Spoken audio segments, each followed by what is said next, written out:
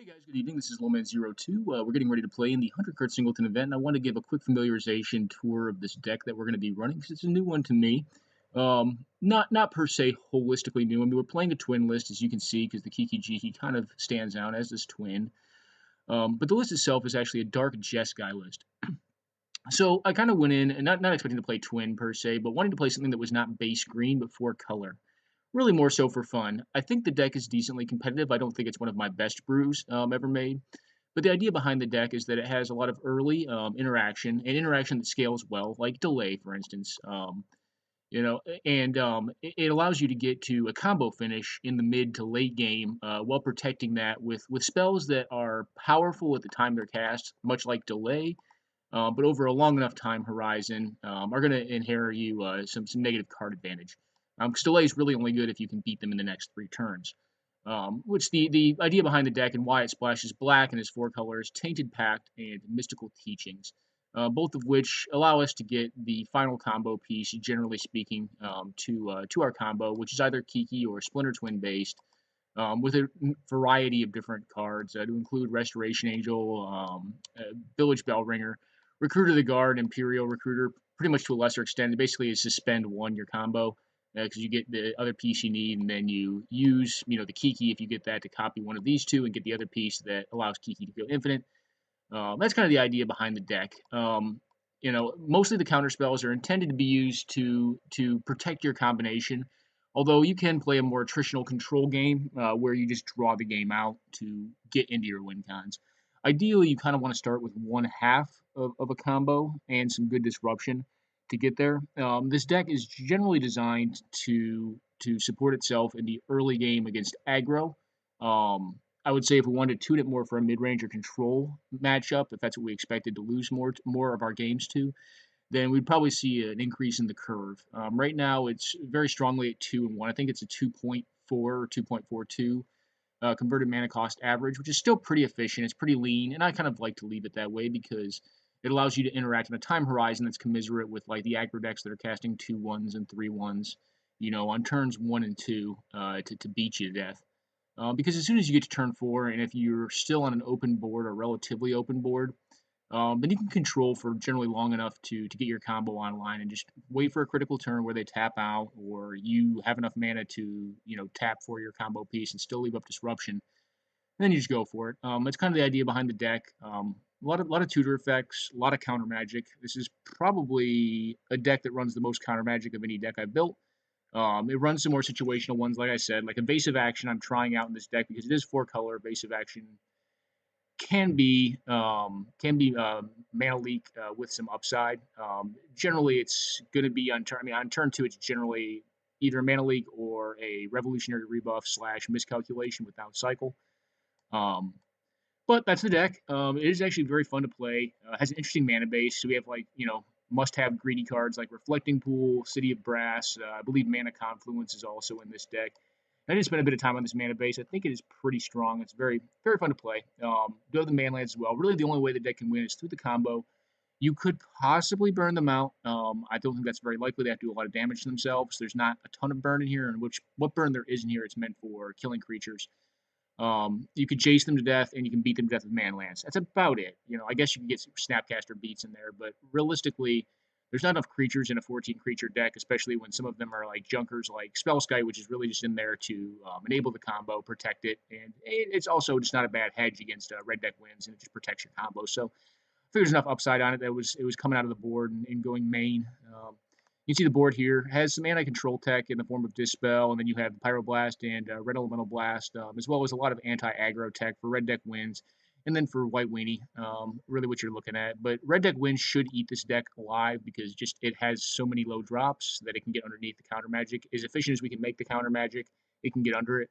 So we're going to need to have a plan. We need to have a plan against decks like that because they can just beat us on mana efficiency a lot better than we can. But overall, I think the deck is pretty efficient for its build. I think it has, if it's played well, I think it has good game against control, mid-range, and to a lesser extent aggro, but that's why we have the board, and that's why we've built it as low as we have. But I think it's still probably like a 45-55 matchup against most types of aggro. There are certainly better and worse variants of aggro decks that could scale. But I think it should be a fun deck to play, and I hope you guys enjoy the tourney. I'm going to go on a quick pause. We have about 10 minutes until start time. All right, guys, we're live. We're going to be playing against Doc Pringles, round 1. And we are trying to use our camera, so I don't know if it is working or not. So hopefully you see my face. All right, we are playing DarkJeskai, and let's host.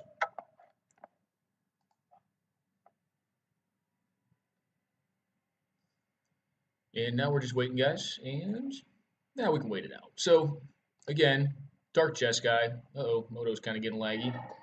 Oh, looks like we're just starting. Cool. Well, list is up. And have fun, man. Alright, this hand's not phenomenal, but it's fine. I've got all the lands it needs. It can eventually cast Zealous Conscripts. I got a Scry, I've got a Fetch, and I've got a Counterspell for a turn 2 play. But Pringles historically has not played extremely aggressive decks, so I think having all of my mana is going to be good. And I've got some early disruption and the ability to scry into some more disruption on turn 2 and half of a combo. I'm going to keep it. Could be bad. This is a lot of land. I ideally want like one less and another piece of disruption. I mean, or like the other half of the combo. All right, so blue or white green. That is a little more disconcerting. So it's bound to be more threat dense. I don't really want to use that. The Force of Will, that is, because I don't have enough blue cards in my hand. That I think is going to be good. I'm going to keep that. I don't like giving my opponents lands this early in the game. However, we may have to at some point, and I expect I'll probably be using that on like turn 3 or 4 is where I'll probably do it. I'm probably going to have a creature get put down here, probably like, I don't know, not Goyf, like Flare, Grim Flare, or discard. Okay, I'm getting Duressed. That's actually okay. I mean, I hope he gets the Force of Will. That'd be cool. I doubt he will. Mana Leak's the right pick here. So playing against Abzan, which I don't per se like to see, because Abzan's the best, probably the best color pie in this format. Abzan Splash Red, best color pie, I think. It's just the most consistent. It's got the best density of efficient threats and efficient disruption. Yep, that makes sense. Not doing anything else, though. Interesting. Well, we know we're drawing this thing. So let's play out this. Could get Wastelanded, but I have a Glacial Fortress to back it up, and or Arid Mesa. Only color I don't have is black mana, and I can't get black mana with the fetch ones I have, because I only run the blue and the green one. A Fauna Shaman. Okay. Do you have land as well? You do. Okay.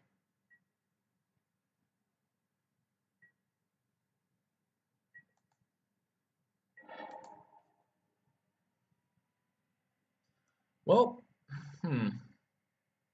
not a bad find there.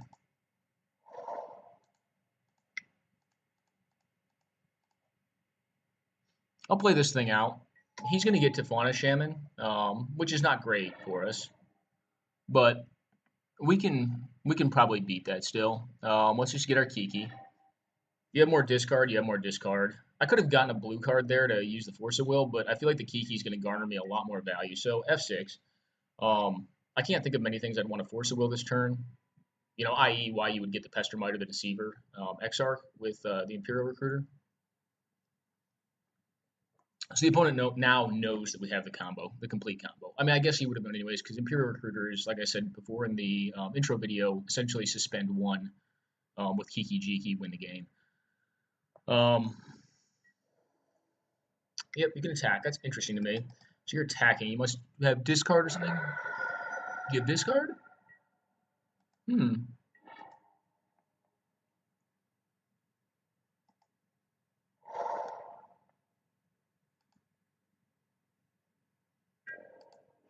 Well, what I really need to have happen here is he's out of mana.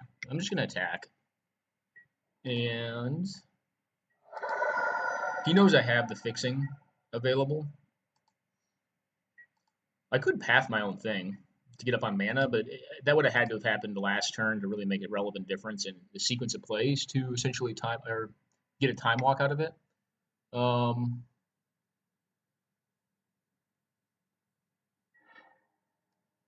Nomad's in course. He's playing some sort of combo deck. That is a combo card.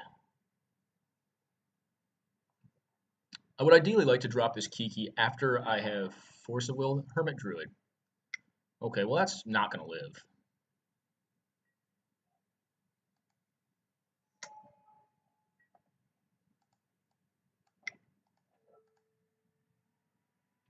I think what we do here is just drop the Zealous. Oh, interesting. He just allowed it to be exiled and then get a basic land. He doesn't have any. Well, that's making a lot more sense now. Or you know what we do just to conceal the fact that we just drew Jace. We know that. But I think what we actually do is play this guy out, and we can actually copy our own Impura Recruiter. After having done that, we get attacked with it. But after having done that, we can get a Pestermite or an Exarch, and then use that as the exile card as opposed to Jace to protect our combo. And if he has two pieces of removal, we're still getting the most value, I think, this way. So we'll attack in. And I could have attacked for 2 here. I'm just going to block his thing if he wants to attack with it. I don't need to really do incremental damage. I just need to kill him in 1 turn. How the deck works.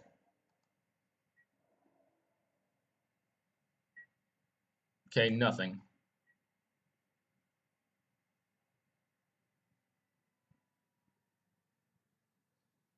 Well, I promise you I've got it. If you're holding up counter magic, you'd have to have like a Force of Will plus another piece of counter magic plus another blue card. I feel pretty comfortable. I did not think I was winning this, to be honest. In the beginning when I saw Duress, but it looks like he's on more of a combo deck. He doesn't have any basics. So at least both of us are being greedy, and we don't have to worry about Blood Moon or back to basics.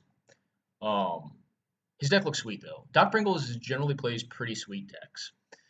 And if you're not familiar with the Nomads deck, like this thing goes into an infinite loop where like it prevents the next damage and something else does damage, and I think it's Cephalid Illusionist, where like if it's ever targeted by a creature or ability or spell or something like that, it forces target player to mill like 2 or 3 cards or something like that. I always forget how the combo what exactly it consists of. Um,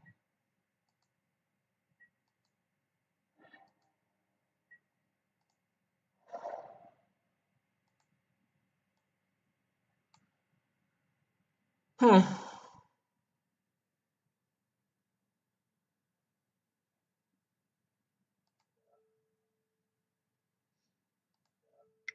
Might as well get value out of this thing. I'm going to copy this guy and get another one, because I can still untap it, right? And I think what we'll do is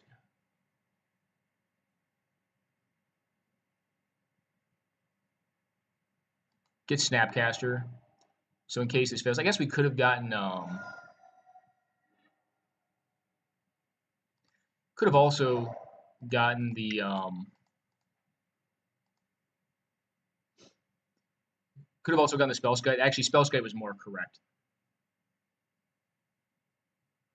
Spellskite was more correct. Okay. Although, then again, you can make the argument that it was not because we wanted to hide the fact that we were, that we had it main deck. I wasn't thinking that way, I won't lie. Disenchant is kind of interesting to me. Because I bet you he has, like, Recurring Nightmare, Birthing Bottle at junk. I don't know, though. Against, like, a more all-in combo-style Abzan deck, I feel pretty favored because we just have a ton of counter magic. He's going to bring in a ton of discard, though. And I can't really put my dukes up other than, like, by countering that stuff. Yeah. I don't know if that was a right keep on our part. I think in the dark, I think I would have kept that hand again. And it did work out fine. Like, as soon as I saw his color pie, I was kind of loath because I figured it would be... Abzan tends to be more aggressive and very disruptive. I think the better versions of it. I think his version looks sweet. Like, Hermit Druid is awesome. No basics in deck is interesting to know. But his deck looks sweet. I assume it is probably some sort of Living Death deck, or like an Angel of Glory's Rise deck, with stuff like Narcomoeba, and some other recursive creatures that come back on their own, and then you utilize Dread Return to flip back all of your creatures in one fell swoop. And it looks like it also has the Cephalid Illusionist combo in it as well, which is sweet. Like it's pretty cool. That's my guess. Like, and Doc Pringles, I don't know if you watch my videos or not, but if you do, I'd be curious to know if that's your combo. I would assume it's those two. And that's generally how it would work: is you do Angel of Glory's Rise for a bunch of humans. I'm trying to remember. I believe Shaman's an elf. Fauna Shaman. It may be a human. Can never remember. I think she's an elf though, actually. But otherwise, it looked like you had mostly humans. Hermit Druid is an untapped resource in this format, in my opinion. Yeah, this is a keepable hand. It has Disruption. It has a Jace the Mind Sculptor. It has Enlightened Tutor, which means we can get our win con, which is Splinter Twin. And it's got like nonsense like Village Bellringer that you just block forever. We could get discarded here. Okay, we're getting Thoughtseize. Probably take the Enlightened Tutor, which makes the hand a lot worse. But you know, what can you do? Thoughtseize is a card. You know, you gotta sometimes get hit by it. The question becomes, you know, I guess it depends on what we draw, but do we play the Arid Mesa or the Seachrome Coast first? Um, I guess it depends on what he takes. Yeah, that makes sense. He knows we have Splinter Twin in deck, but I kind of like the fact that we have Jace the Mind Sculptor. We could just play that. I still kind of want to draw more land. I'm going to play this, though. I'm going to play this. I don't want to give him the knowledge that I just drew a land, and I still want to have the flexibility to use days if I really have to, because I can't answer a creature threat right now, and if he drops a Hermit Druid, like, I'm going to counter it. I have to counter it, I think. Or if you like him to Turix me, I'll probably take the tempo loss to get that. If he just goes for a standard discard, then I'm going to have to take it. Feels like he is going to cast something relevant here, though. It could be any of those cards. Gamble. Okay.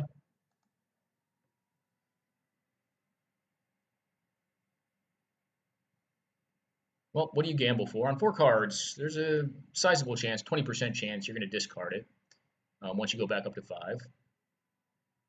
Excuse me, guys. Okay, he discards his negate, which means he probably found the card he needed. Um, do I need to draw land this turn? No, I think I want to draw a counterspell of some sort. So I'm going to go for the Steam Vents here, I think. I think that is the most responsible line. Get the Steam Vents tapped. Or we go for a Prairie Stream. No, I'm going to need the red mana, so Steam Vents tapped. The Prairie Stream would obviously be nice if I already had my red fix, but I don't. And that's what you call a perfect draw. That's exactly what the doctor ordered. So my guess is he probably got the Hermit Druid again because he's trying to set up his combo, and he is going to play around days by playing a land here. No.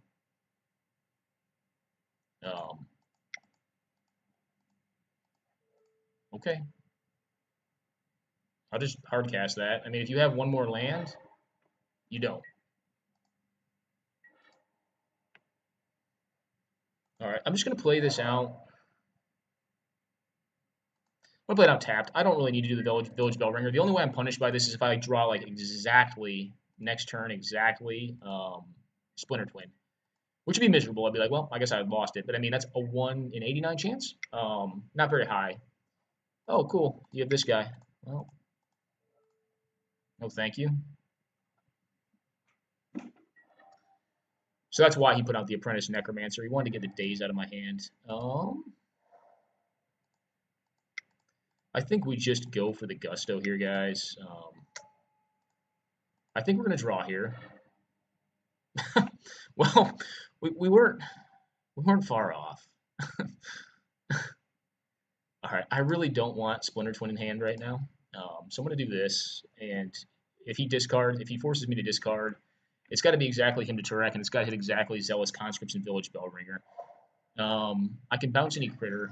If he has an answer for the Jace, oh well. I've got a Zealous Conscripts plus a Village Bellringer, and I'm drawing next turn a Splinter Twin, which means game. So I'm lucky. I'm a luck sack. I didn't even need that Enlightened Tutor, so Thoughtseize be damned. We'll find it anyways. I frankly hate winning that way. That's kind of a miserable way to win. Like it's just like, oh, I'm lucky. What do we got here? All right, Ponder. This could be anything then. Still obviously some options. Could just have removal. The way we'll set this up though is we're gonna Village Bellringer at his end step after he ostensibly casts something that's relevant, leaving open our Cryptic Command. Okay, Cabal Therapy, naming what? He may have more combos. Like, if you're running Cabal Therapy, he knows my hand well enough to know to name Village Bellringer or Zealous Conscripts. He'll probably name Conscripts, I think.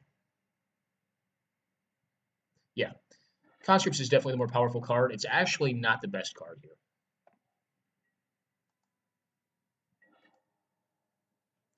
Okay, so I am just going to draw here, and I'm going to hide the Splinter Twin. Ooh, Counterspell. I'm going to hide this and this with Splinter Twin on top of deck.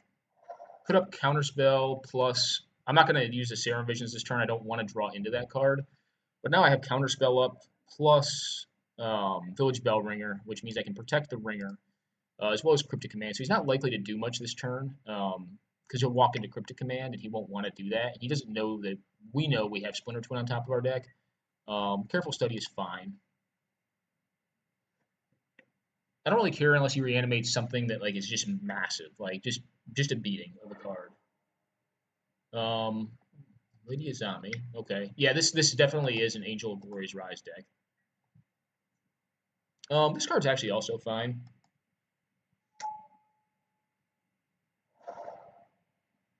That card's fine too. So I think we have this because his last card will have to be like Rending Volley, which is like uncounterable for me to lose this, I think.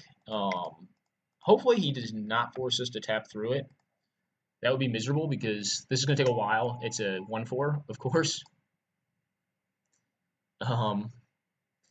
So we are going to scan first with our Jace, put the Serum Visions and X, whatever X is going to be, back on top of our deck, so that we have the additional mana to leave up the counterspell during this sequence.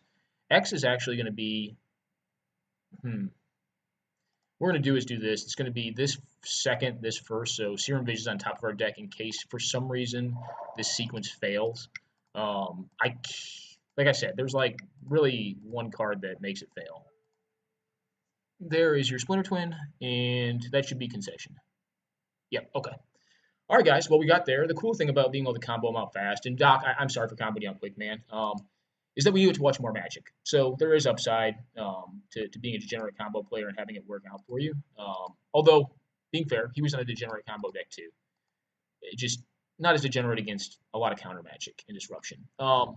So let's jump back in and see what everyone else is up to.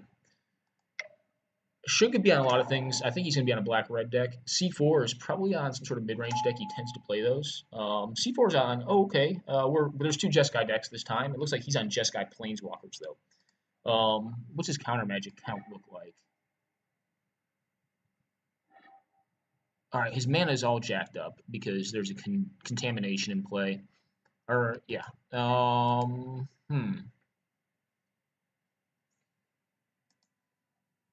Well, we have Planeswalkers on Planeswalkers.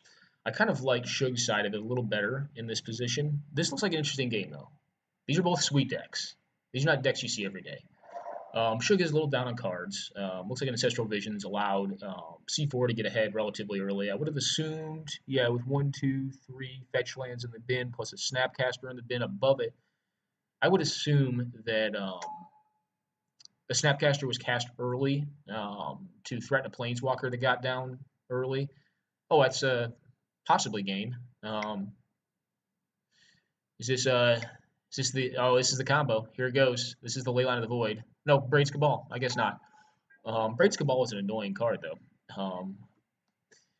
I would assume the Snapcaster was cast as a bear, because I don't see how it could have recast. I mean, well, what's exiled? Oh, okay, Spell Snare. All right, Spell Snare the Baleful Strix. Makes more sense now. Yeah, this Jace is interesting. Like, it's going to allow him to get up on cards initially, but I think... Yeah, I mean, it doesn't have activated abilities, so... Does this work on artifacts, too? No, just creatures. It's unfortunate. Its ultimate is what? It's a static orb. Essentially, its ultimate. And he could actually flip it with Caracas if he wanted to right here. He's not going to. He could flip it with Caracas, which would be sweet. I would just get rid of that thing. Just let contamination go away. That's 7 cards, but no, because you can flip that with Caracas. I'll have to tell him afterwards. Caracas was the play there. I think like if you don't intend on keeping it around, or maybe he missequenced that. If you don't intend on keeping it around, you just want to like get one of their permanents every turn. You just use the Caracas on their end step after they've sacrificed, recast it. It's very mana intensive, but at this point in the game, it's not that relevant. I don't think it'll force him to counter it. Um, I guess is what it would come to. Contamination is an interesting one to run main. I don't know if he runs it main or not. I wonder if he must have like stuff like whatever that card's called, Ophiomancer and like Bitter Blossom, stuff like that in deck. This is an interesting deck he's running though. It's a weird like stacks list. It's a Helm of Obedience type stacks list. It's very bizarre.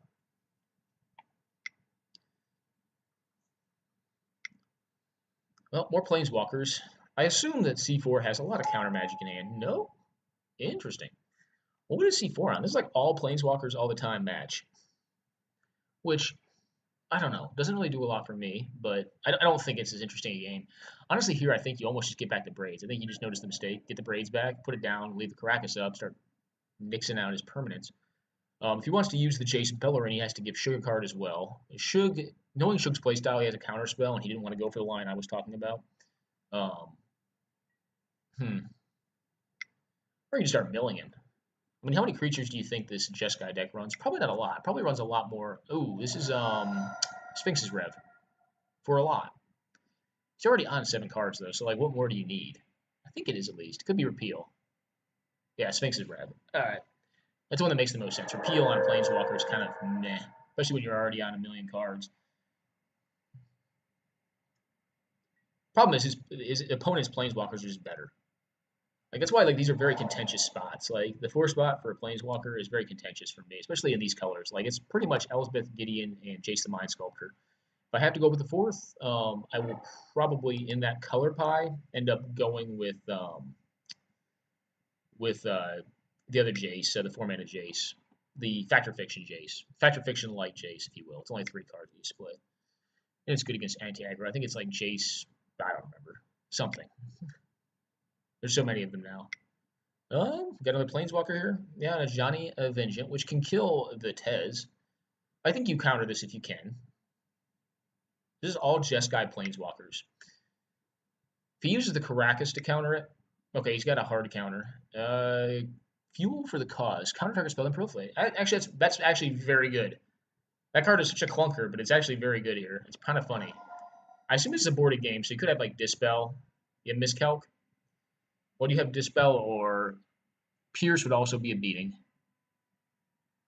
What do you kill here with the Ajani? He's going to go for what? Daze doesn't do it. You need to find Force of Will exactly. You should already know his top 3 because he used Jace last turn. I guess he knows he's going to know one more card now. So unless he knew he had one, I wouldn't be banking on that hitting. I think I would save the Brainstorm because you're going to lose Jace more than likely. You're going to lose Jace to Johnny, I think. Although, yeah, Jace is dead. Like, one Manland would just break this match wide open.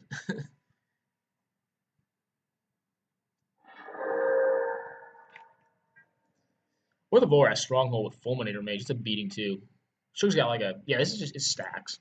It's just stacks. Wasteland, Sinkhole, Fulminator Mage, Vorax Stronghold, Braids Cabal, Tanglewire. It's just stacks. Which Tanglewire is interesting because it doesn't seem like it's the highest permanent count it could be. I think it's more of a spell-based stacks deck.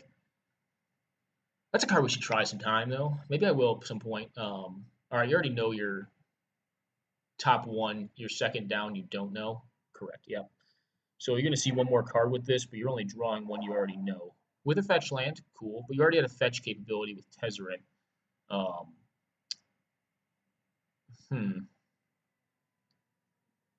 don't think it's likely that his opponent is going to play. So it's going to take forever. A Johnny can essentially race the Liliana. What do you do with the Tez, though?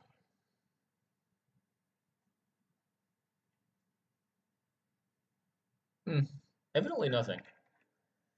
I don't think Tez is at all-time high in this deck. Obviously, it's a combo deck utilizing Helm of Obedience. But if the only thing Tez can get is Helm of Obedience, I'm not sure if I like that. I think I'd either run more combos or just more utility.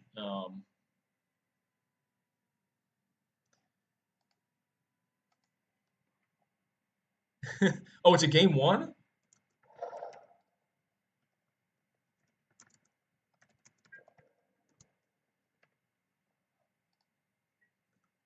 How'd round one go for Michelle? Let's ask her. Sorry, guys.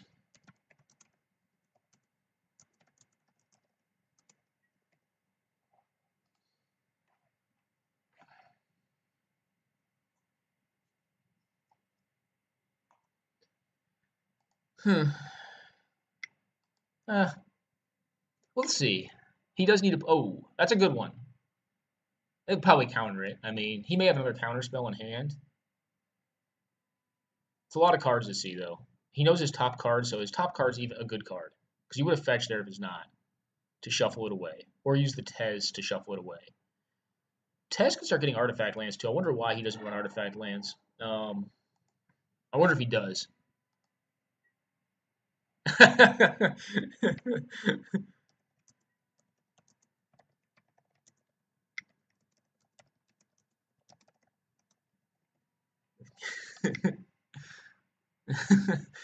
There's a Vendilion click? Alright.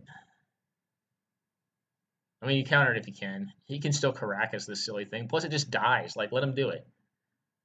Unless you, like, legitimately have the combo piece in hand, you don't need to counter this. Not even, I wouldn't even think about it. Like, if you have a Caracas to answer it, the Liliana kills it, like, outright. Just blow it up with the Liliana. You let it happen. If you don't have the combo piece, actually, if you don't, like, it's almost better for it to happen because it just digs you closer to it. Now he's gonna go for it. He's gonna counter it. I think you just let this happen. To be honest, I have to see his hand though. Cryptic Command bouncing Divan. Okay, well he doesn't want that to happen, evidently. Well, do you have more counters? Cryptic Command is a good one to protect. I just don't like using it in upkeep or in draw rather. I mean, effectively the same for purposes of this sequence of plays. Oh, his own Cryptic Command bouncing the Tez. Well, the Tez is going up on counters if that's the case. He gets to get rid of the Tez though, unless he counters it here. But the Liliana is kind of the limb fact here because I'm sorry, the Helm is. All right, so Diabolic Edict, when you have a Liliana in play, seems very poor to me. Yuck. That's not good, man. Like, you just use the Liliana. It's -2, -1. Just kill it. You're not ultimating this turn, so thing's not going to clock you out. Tez left for the bottom of the deck, but he can shuffle the Tez back up. This is an interesting way of playing this game. I think Shug had this to a better extent than this is showing. I really think this sequence is probably a little off. I think, one, you don't cast the Diabolic Edict. Two, you don't fight the Vendilion Click. You just let it happen. And if he wants to get the... Okay, Caracas is getting tapped, which means that it's very likely that he has some sort of... He or she has some sort of legendary creature. I'm sorry, he. C4 is a male. That was interesting. It showed the invention version of sort of Feast and Famine when it fetched. Moto's bizarre. Still. Okay, well, what do we have here? C4 has to assume he knows the hand at this point, with the exception of one card. Do we have... Oh, an Inferno, a Titan. Well, that thing's size huge. He can actually kill the Liliana if he does the damage to player, does 3, and then minuses his Johnny. He put in pretty good stead. However, one more... No? Huh. The Bloodstained Mire, I guess it couldn't go for an island. Next, he's playing Esper Pie. No, couldn't have. Well, one more island, you got it with the Shackles. There's a Jace, which is not long for this world, I think. Unless he has like a Go for the Throat or something. Still, a Johnny can blow up. I mean, he basically has to choose between these two what he wants to kill, unless he can kill the Inferno Titan this turn. Yeah, I mean, you might as well make it smaller to spare some of the life loss, as you're at 16. And this thing does kill shockingly fast. I think in this case, you just blow up the Ophiomancer and the Snake and get in there for your damages.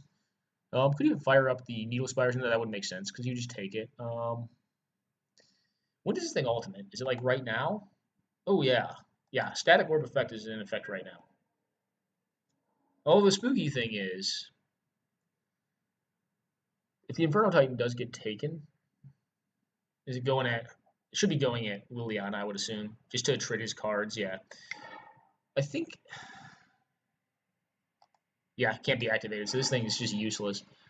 You probably block it anyways. Just block it because it's never going to turn on. He lets it die. Interesting. Well, your Jace does nothing. I think you'd rather have Liliana doing something than the Jace that does nothing, especially when it's a -3 too. I guess Caracas is available at least. You just find the combo. With all 5 cards, I assume that his opponent has a lot of counter magic.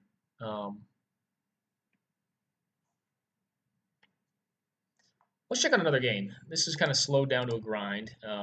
Let's see what White Weenie and whatever Garland's on. I'm actually curious to see what Garland's decided to bring today. So White Weenie versus some sort of interesting Icy Manipulator Stasis control deck, I would assume. So when I see Icy Manipulator, I think Stasis or Winter Orb automatically. Icy Manipulator, Winter Orb is hilarious because you can just tap your Winter Orb on their end step. It untaps on your step, and then your stuff untaps. It's pretty funny because they're old school artifacts. They're the way mono artifacts used to work, which I believe, poly artifacts used to work is they used to, if they were tapped, they didn't have their effect if they were a global effect. I'm curious to see how this deck works. Goldenlin wins. Okay, well, he didn't find it. All right, but they're going to a game 3, I assume. I assume he won game 1 because that deck right there is going to play really long games. Let's see what Booze and ML are on. ML, I assume, is on one of his control decks, probably Planeswalker based. And ML is on aggro. And then we have Booze Mongoose on some sort of more controlling variant of that seems like a bad call to me. Because you just block it with the Boros Reckoner. I mean, maybe he doesn't want to protect it, but interesting.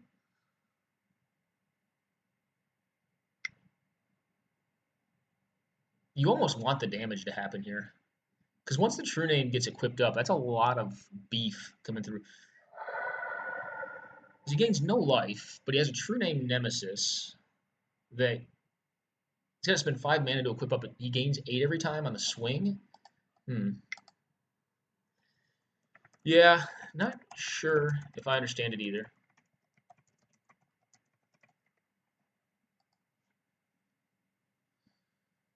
Yeah, I think I would have just gone for the equip. I mean, obviously, Edict Effects can get you. I mean, what else gets you really, though? You know, like I guess like a Celestial Flare. Draw 3 cards. I almost think you want to bounce there. Yeah, this is not looking good. So, like, if he just drops like an Anthem next turn, does he win? It's very close. It's very, very close. Or if he has like Always Watching, probably just game.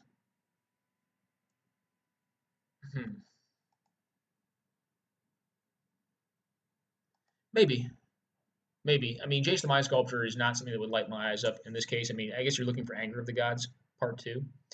What did he get before with it? Some good cards. Anafenza could have eventually beat that card, though.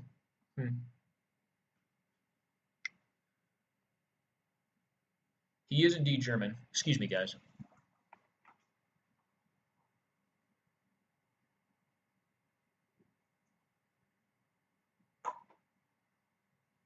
Alrighty, back. Sorry about that. Check the phone for a second.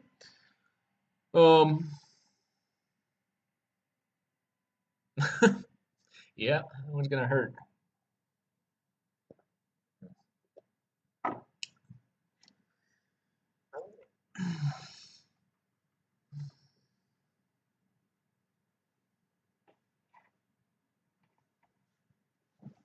All right. It's a fair question.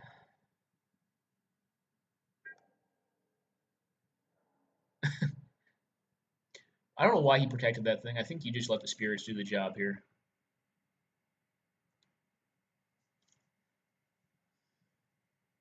So, of the matchups I want to see, White Weenie is probably not the best for us. I mean, we do have a good board against it. We have some decent burn main, but they just pack a lot of critters. We don't really have global removal. We don't have stuff like Anger the Gods. I feel like if I had Anger the Gods, I'd be in much better stead, but most of the deck is designed to find its combo. So we're kind of hoping not to face White Weenie.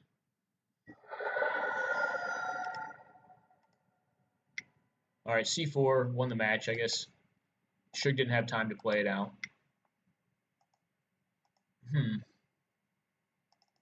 Let's see how these two are getting along. Mouth of Ronan. Sweet. Sweet old Snowland.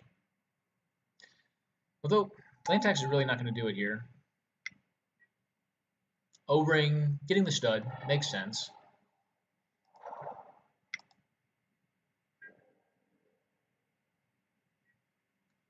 Gonna equip this thing, which means it's going to be a big roadblock that you cannot provoke. He's going to go up to 14. But if he chooses to... Oh, the mother's gone. Yuck. Yuck. How did the mother die? Is it charm? Yeah, that's what I was saying. Like, why would you protect the Boros Reckoner? You just attack with the spirits, kill the Jace. Force him to make a mistake. Well, he did. Did have the Omni appear as well. If he attacks here, his opponent goes up to 21, but takes a significant chunk of damage, but not enough. It's going to take more than that. True Name can't be blocked. If you have an answer to the artifact, you just do that. I assume he has counter magic up at this point, though, which means it may be good night for... Oh, good games. Yep. Yep. Well, when he has a draw, you really got to be on it.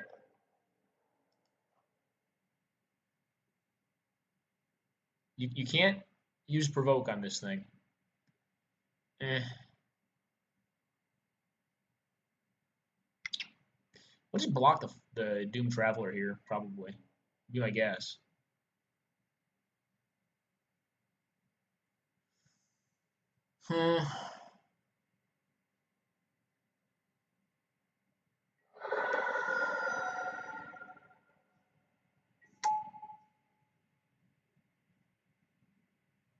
Well, do you have more critters? Yep, you got this thing. Another 3-2. Joining the 3-2 army. So basically, these things right here negate this life. He goes up 7. Oh, that's good. That's basically negates the Honor of the Peer, which is strong. Strong beats right there. Although it can still be eliminated quite handily by the Flyers.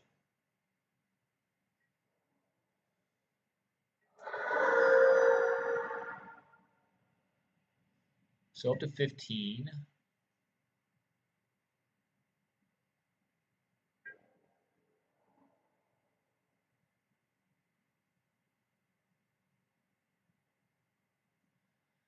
It's one of those situations, like, what do you do?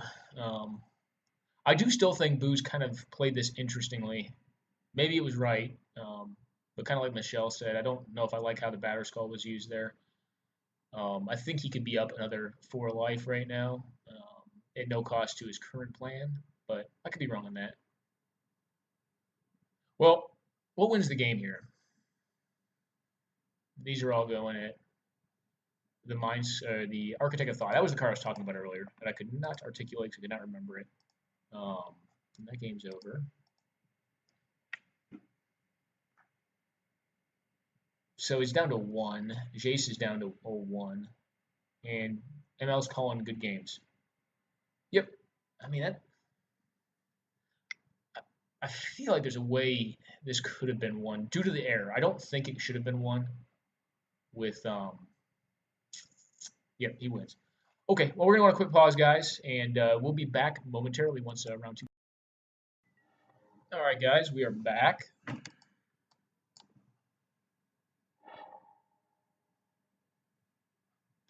think we have to mull this one.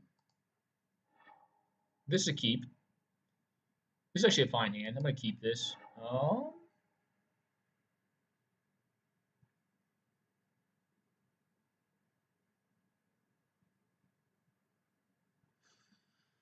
Yeah,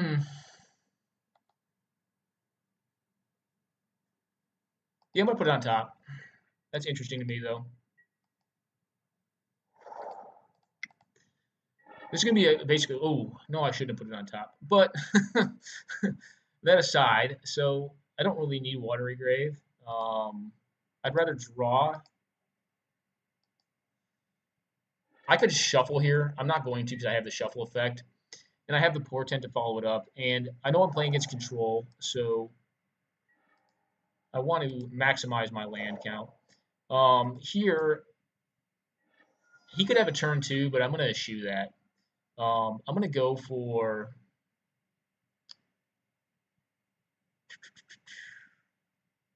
this Prairie Stream, and I'm going to Portent myself.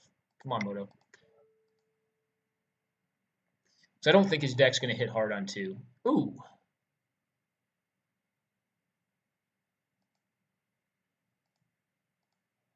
Cool. Nope. Well, there's the combo. And I have a little bit of disruption. So I'm glad I did that. I'm going to need more disruption, I think, though. I only have the one piece. Oh, is he going for something this turn? I just don't think his deck's going to hit hard on 2. It could be like a Signet. Maybe a Jace. Okay.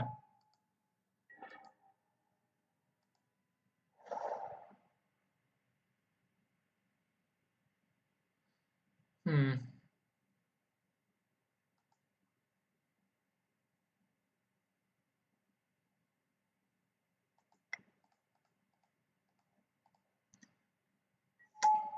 I'm going to get Deceiver Exarch here, because that plays around the most variants of burn.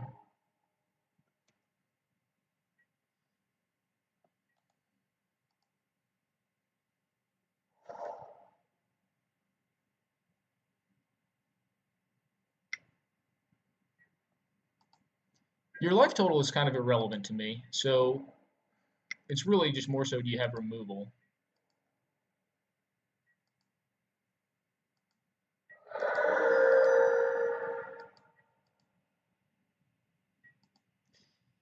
Question is, do we play around Swords to Plowshares?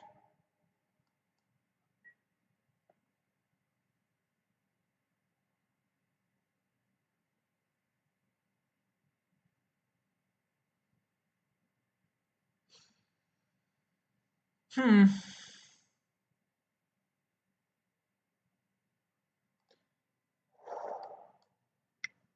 think the answer is no. No, I think the answer, I'm sorry, is yes. So what we're going to do here is we're going to set up a turn where we tutor for the Splinter Twin and leave up evasive action this turn.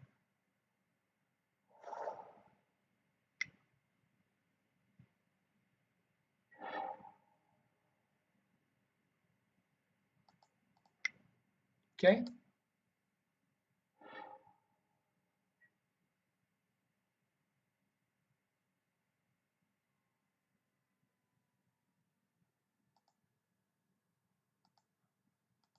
I'm going to wait.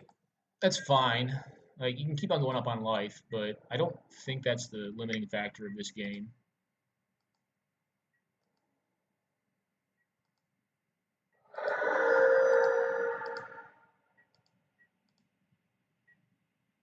And the cool thing about Tech Edge is it's not mana efficient. So here, we're going to do this. What I hope he doesn't have, and maybe I should have just cast that then, is he could have like like a mana leak. So I guess I did kind of punt here. I should have cast it then. Okay. Nope.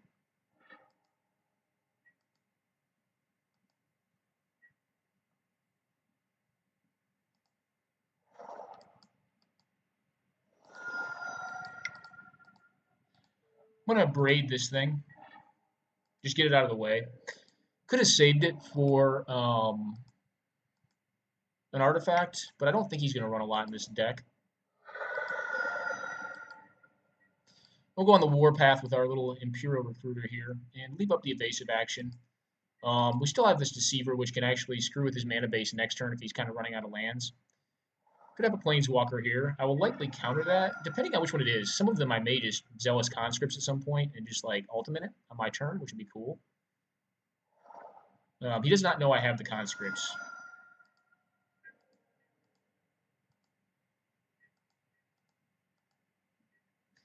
He is up on cards, though.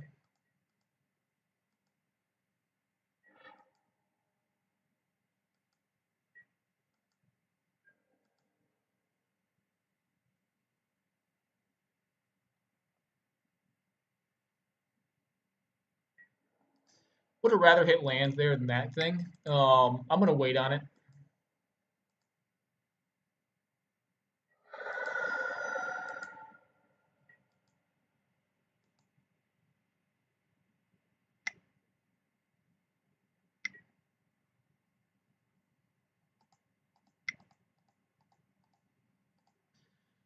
For mana efficiency, I'm going to cast this thing out, untap a permanent eye control. And here I am going to evasive action this. Could be wrong. Could just want him to draw here. Go ahead, man.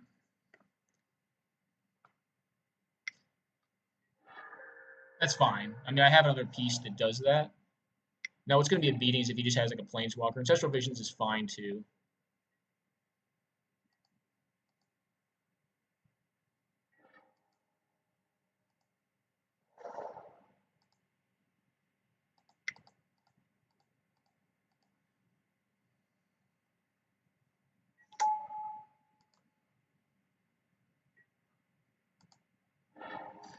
Maybe I am going with the 1/1 beatdown plan.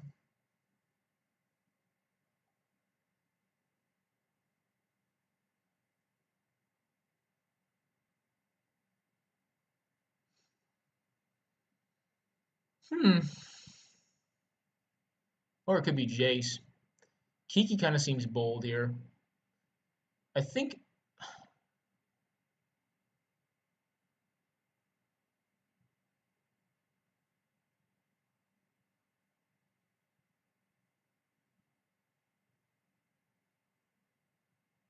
I'm gonna go with Snapcaster.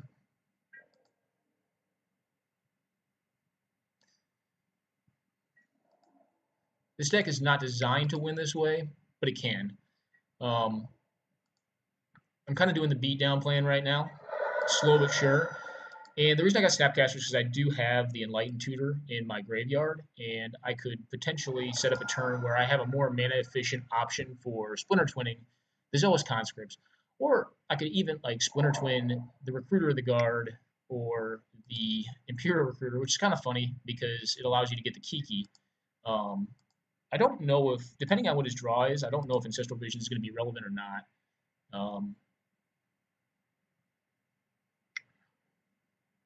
Could Wrath of Goddess here. No, it's a Baneslayer Angel. Okay.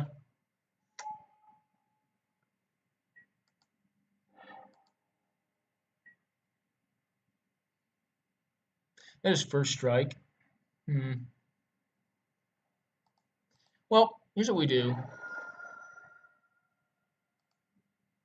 Oh, last land left that can do that. What we do is just steal this thing and bang in there for a whole slew of damage.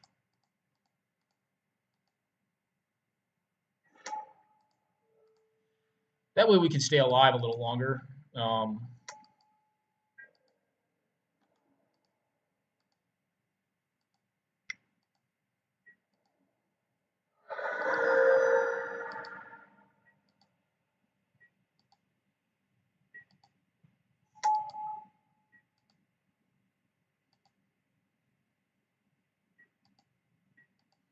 Actually, so this mitigates that. We can do 4. We can almost just burn him out here. Almost. Okay, Oblivion Ring on that. Well, that's not good for us. Okie doke.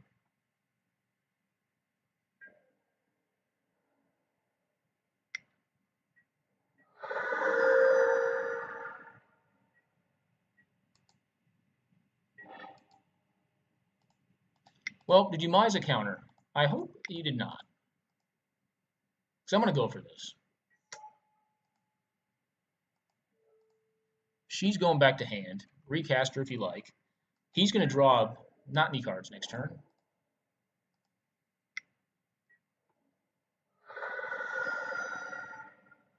Drawing one card next turn.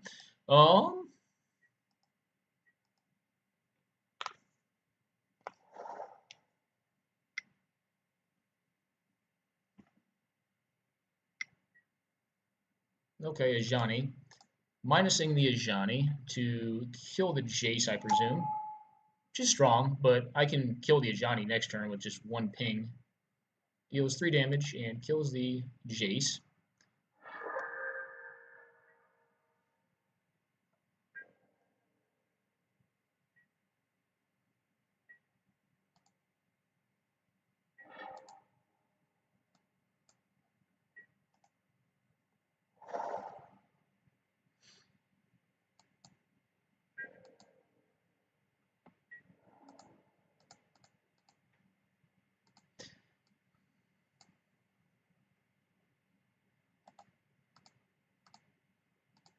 I'm going to send both at him, at Ajani. I don't want to have to use the Magma Spray.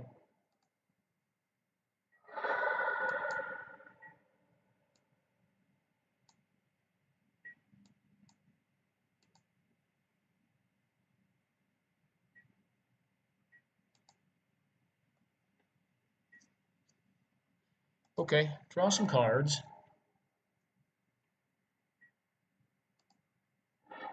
It's not good for us, but his deck is going to, I think, cost more mana on average than ours will. So maybe we can beat him on efficiency. We can currently mana leak his Baneslayer, which is good enough.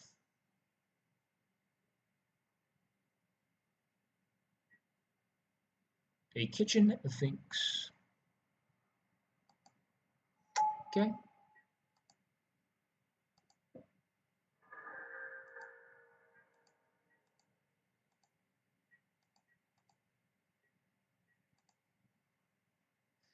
Again, I don't really care about his life total, I don't think.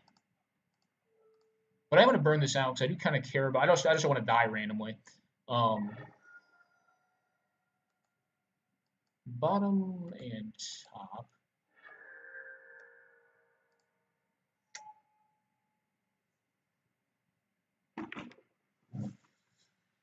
Hmm. Right here. Yep, that's fine.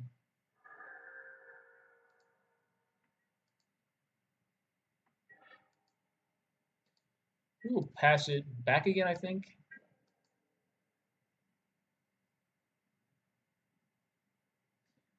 Or do we?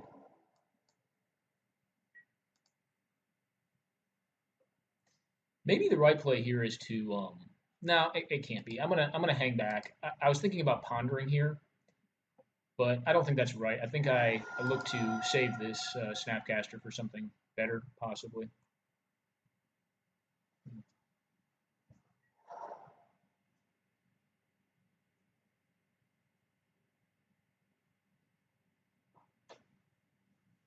Alrighty.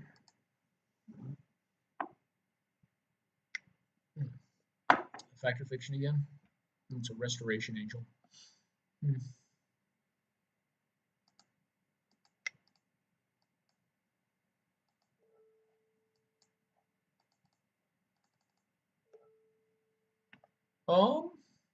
Just get rid of this island.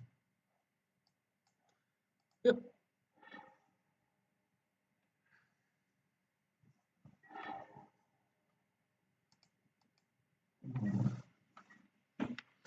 And we can redo that if we need to for the Baneslayer. Obviously, he can counter back, though.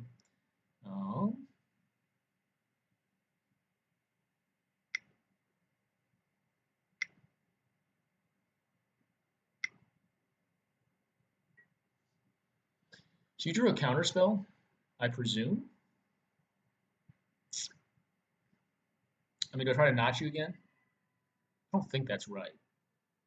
But if you drew a counter spell, then you're going to counter my next play anyways. I don't have one, and you're up on cards. All right. Well, I think we got to go for attempting to counter this Baneslayer.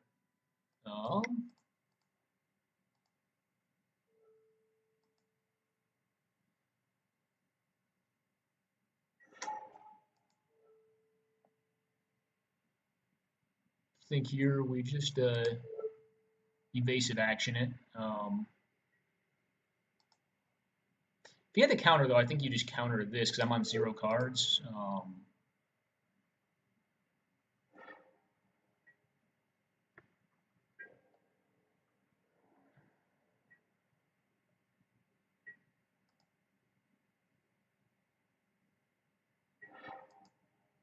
Spell Pierce, probably not great here.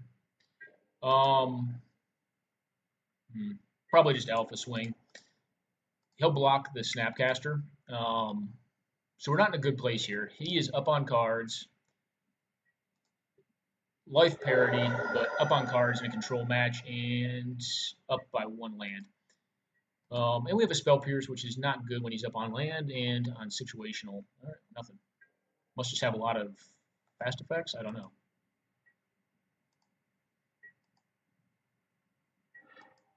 Well, when you draw him like that, now if he does something, we're going to be pretty well equipped to respond. We have Spell Pierce plus Mystic Confluence, which is just like a ton of draw.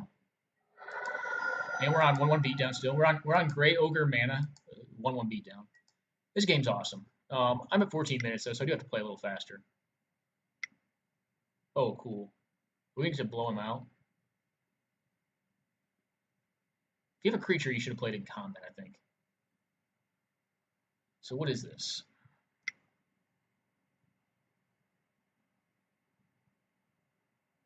Oh, it's a Sphinx's Rev. Cool.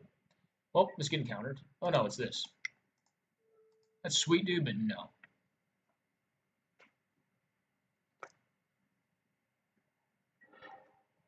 All right. There's definitely he doesn't have action in hand, so there was like definitely some credence to, or he didn't before. He may have drawn action. Oh, it's an Inferno Titan. Well, I think you just drew this, and you didn't counter before when I was getting your threat. So I could return one of these beaters too.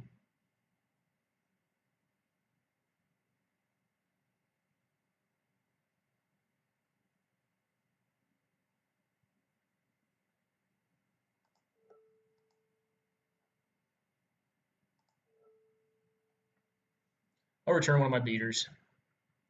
I guess he has it. All right, well, I guess if you have it, you have it. I don't know why you would not use that before when Baneslayer Angel, because you just would have won the game by now. Like, no, this makes no sense. This line of play is kind of meh to me.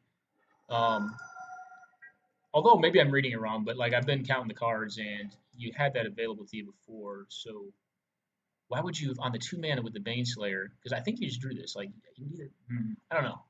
It seems really suspect to me. I'm gonna lose this game, this first match. That's fine though. We'll get him in the next round. I don't think we're disfavored in this matchup, but we're gonna lose right here. I think. Yeah, can we beat this? No, let's conserve our clock. Let's go to game 2. Opponent played that very interesting though, because they didn't draw 2 cards there, so the pull from tomorrow did not happen. Why would you wait on killing me? Give me more time. Makes no sense. All right, we want this. I think we want this. Actually, he plays red cards in his deck. Dispel is probably good. He's on Jeskai as well. Flash Freeze, not as much. Dragon's Claw, this, no. I need a Braid. Braid's interesting, but I don't think I need it. Ooh, we can cut the Braid. I may want like the Blue Blast too. I may. Let's look. What is all this better than? Skite seems kind of meh.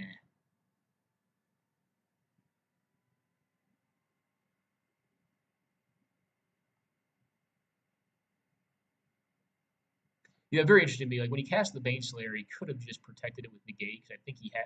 I don't see how he did not have it. Because if he had, why would he left 2 mana up? Because he would have had to have the Inferno Titan that turn. And if you're just not gonna, if you're gonna cast a threat to protect it with negate in hand, you would leave the 2 mana up. If you don't, you know you're not protecting it, you just cast the Inferno Titan. I think, unless it was a feint, could have been a feint. But I mean, that seems kind of bizarre to me. I don't think I want days. Let's go ahead and submit this one. want the anti-blue tech to stop his counter magic. I think our deck is doing more powerful things than his is. Well, his is doing less mana efficient things, but probably more value based because they're critters and planeswalkers. Our deck's just winning the game in one turn, so we want to stop his counter magic. So I think we're going to be good with Pyroblast and Red Elemental Blast and Dispel over Daze, which is not great. It's better on the play. I guess if we're going to keep it in, we keep it in for this game. Spellskite is fine, but I think we can fight him with better counter magic or more counter magic. Yeah, I'd love to play first. And this hand's great. Spell Pierce would be good on turn 4 if we can get this Dak Faden down. Mystic Confluence is some good long game. I'm going to play... If he has Ponder or something like that turn 1, do I want to run... No, I'm going to play this. I'm going to play this and say go.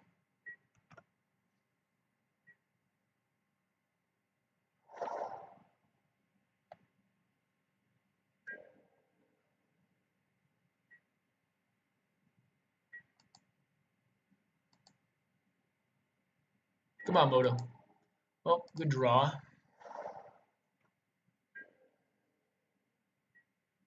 I mean, we need the card eventually, or a card like it, but probably not a good draw there, to be frank. Cool. Well, do you have Pierce?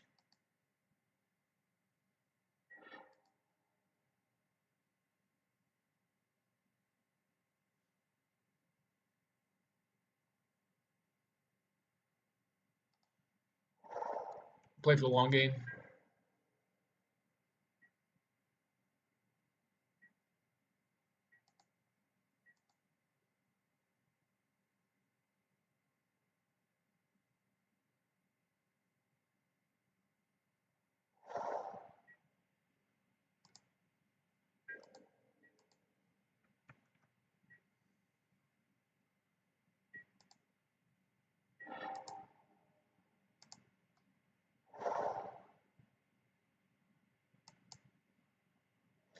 Well, with that, which is interesting, now we have the combo. Let's see if he wants to counter this. Yep.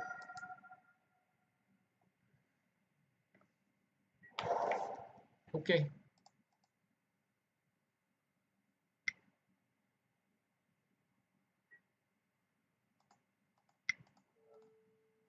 No thank you, sir.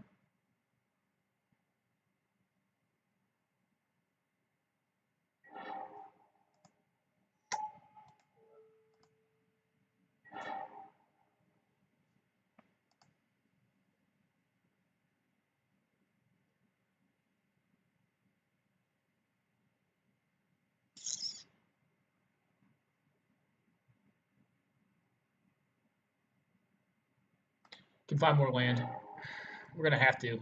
I don't really want to ditch the confluence there. Although maybe it was right. Deck could just die this turn. We could beat off the top.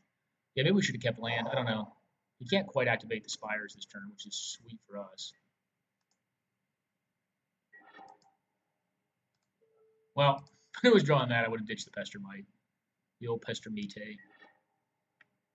Interesting. So we will ditch this thing, and I think...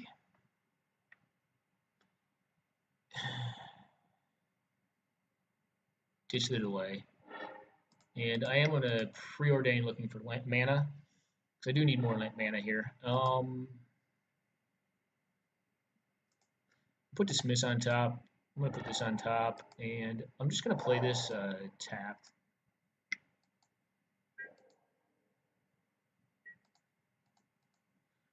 We do need to sort of hurry up here. We are shorter on time. There's a long first game. Just need our opposition to really go for some sort of nonsense.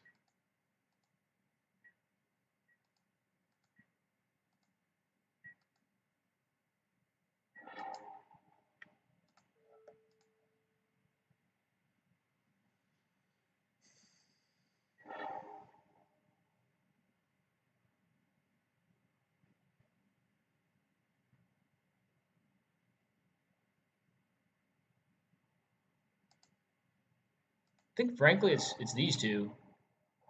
Of all cards, I think it is literally those two cards because I can cast both these this turn.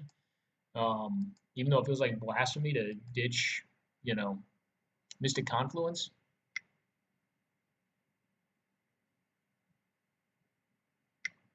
And it protects me against Factor Fiction here if that's what's going to happen.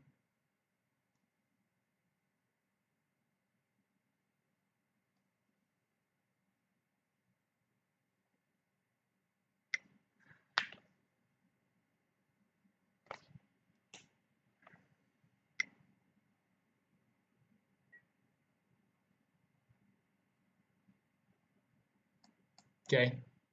This will allow him to kill it with the Needle Spires. So I'm fine with him doing this. Like, again, life total doesn't matter. Although, you know, looking back, I should have actually ditched the Pestermite over the Exarch because of 3 damage. So I'm misplaying like a champ tonight.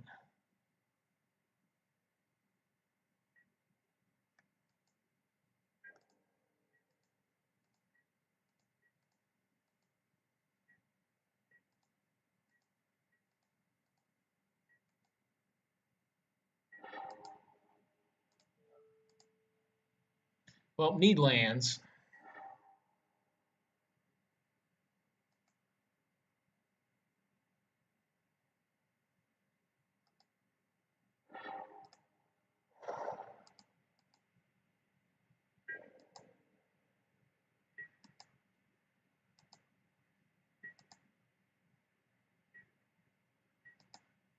I'm waiting for him to activate this Spires. So when he does it, I win the game.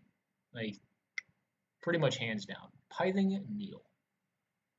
Let's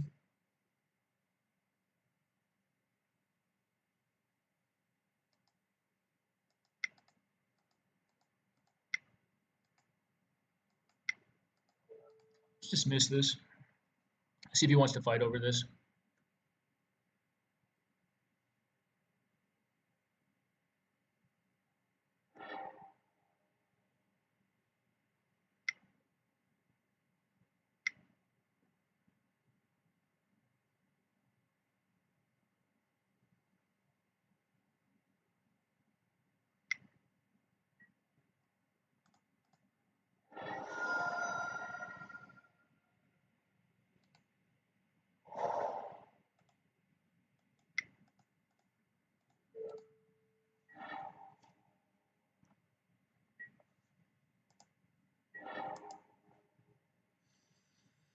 Hmm.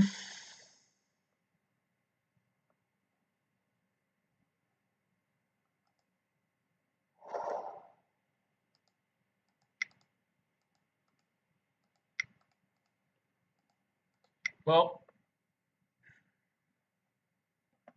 don't daze me, bro.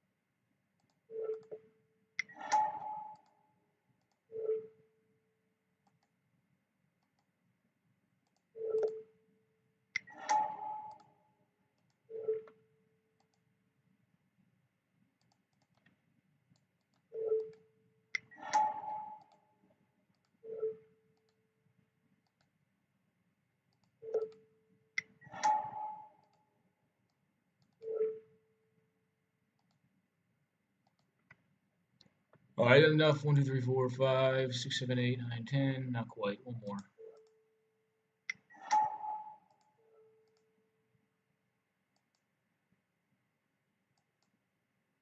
Let's make sure.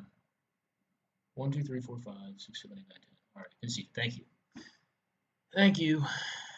Yeah, recording definitely slows down this game quite a bit, so I do appreciate you conceding there. After I'd done it all. All right, submit. Listen, I'm down on clock. Yeah, if he had days or force of will, that would have been a bad day, but I don't think he did. I think he may have protected his planeswalker threat. See, good hand.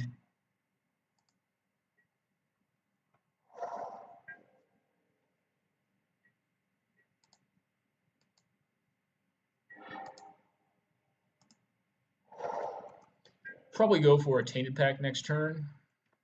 See what he does about it. Reflecting pool. Cool lands. I guess we're both playing those. All right, spell skite.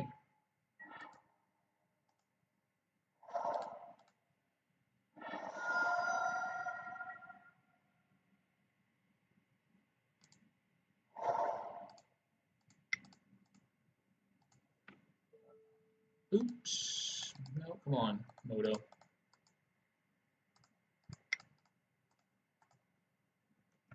Force him to kill this thing. He probably will.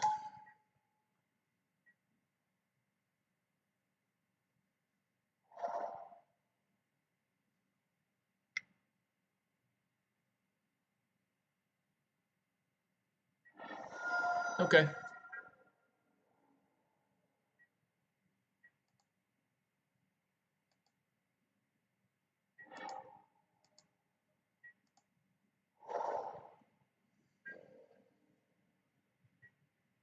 I think here we're going to leave up Condescend and possibly we will.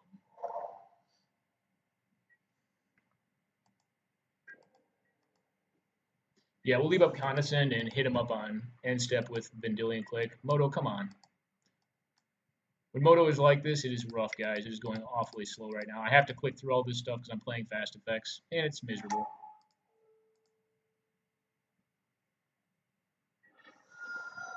Are you going to kill this gal? That's fine. Kind of just playing them out to attrit your hand a little bit. It's kind of the idea behind it. So if it gets burned out, it's fine. If you cast an instant speed threat, that's kind of less fine. That's fine. Well, that's not the best, but I'm still getting to see his cards. What do we care most about here? Baneslayer, probably? No, probably not. Probably Dovin. And then he gains real card advantage I care about.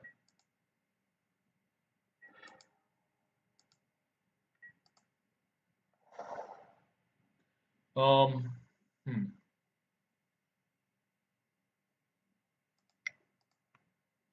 I'm going to do this right now. Ooh, cool.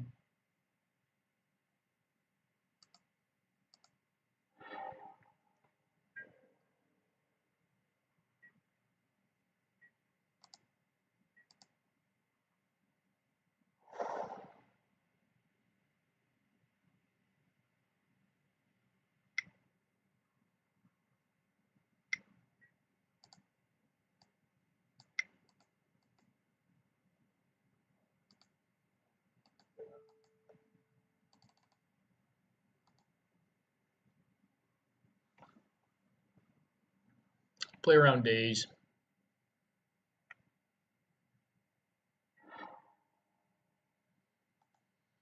I actually think I'm going to bottom both these despite just topping them. I'm getting more land here.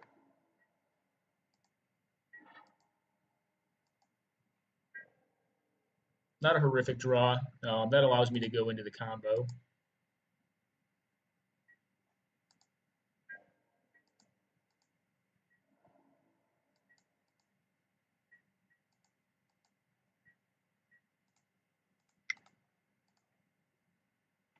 Counter this if you like. Snapcaster it next turn.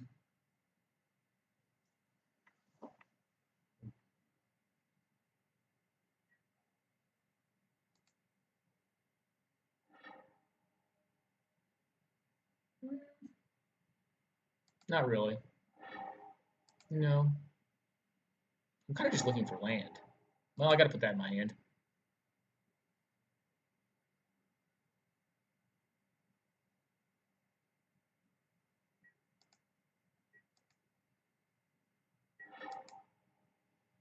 Then we're just going to pass it back like we do and leave up complicate plus other nonsense. I really do want to get to another land though. This is kind of a beating on mana right now. It is a 36 or 37, no, 37 land deck. So just tap out. You're not going to do that.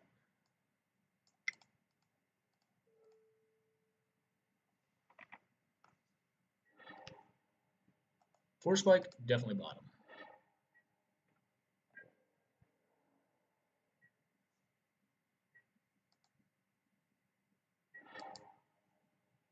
Well, we're just not going to hit mana here, I guess. And it's eventually going to be to our detriment, obviously.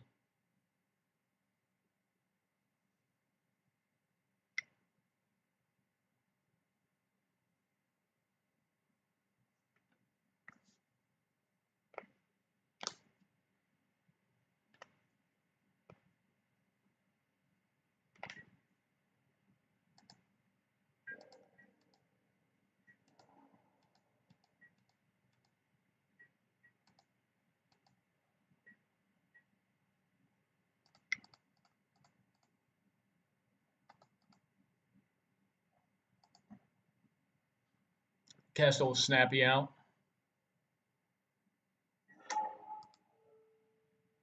Chain of Pact for land. Because the Zealous Conscripts already kind of answers the other threat. I'm sorry, not the other threat. The Spell Skite. Yes, I do. That's all I want is land right now.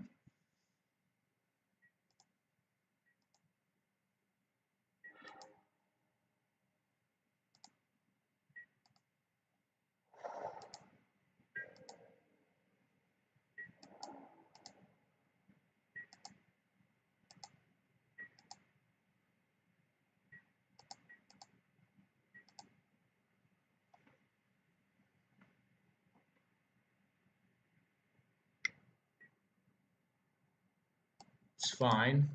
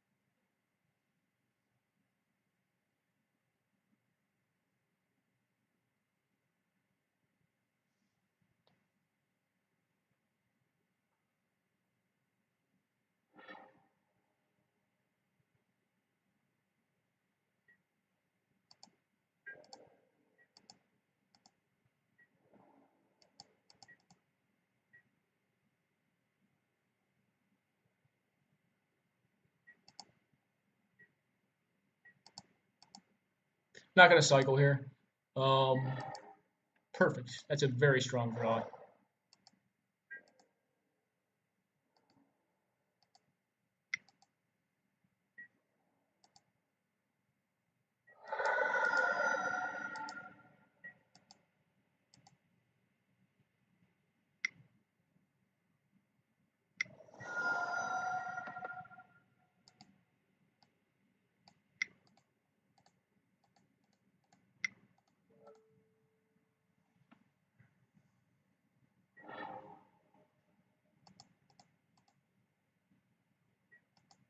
Well, opponent has to be leery of a 2-mana counter spell here. Nothing.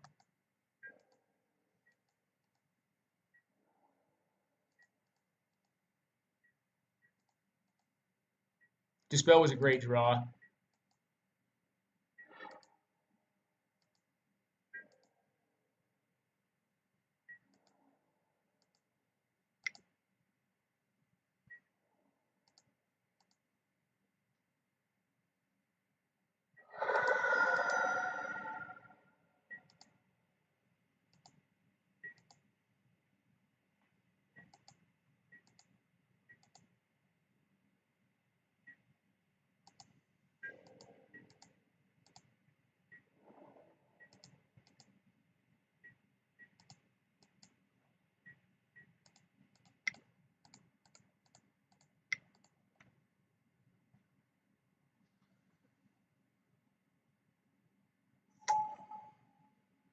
Snap will come back, and we will Snapcaster Brainstorm with a fetch land in play.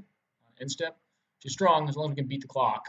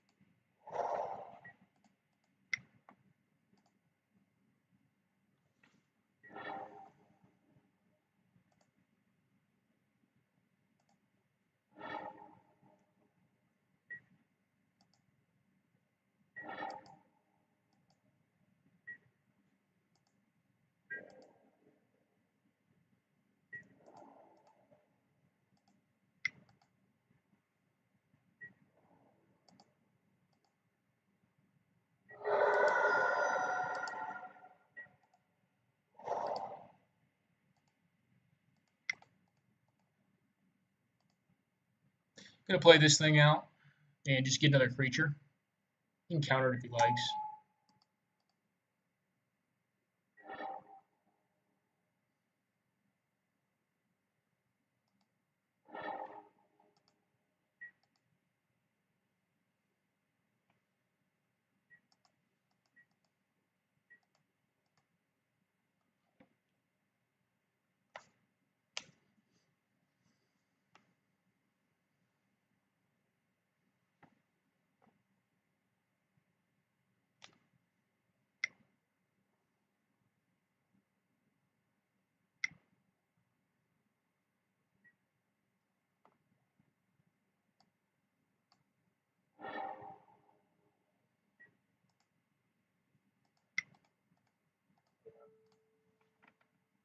Let's burn him to see if we can find enough mana here to do all of it. Can we?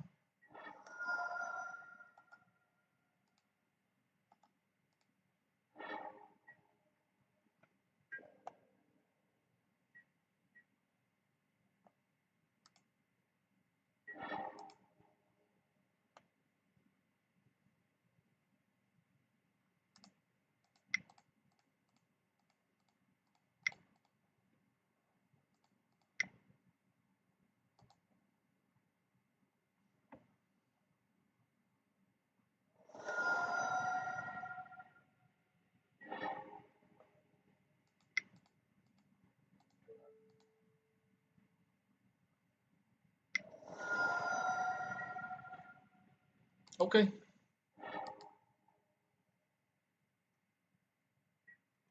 Well, he had the stone nuts there.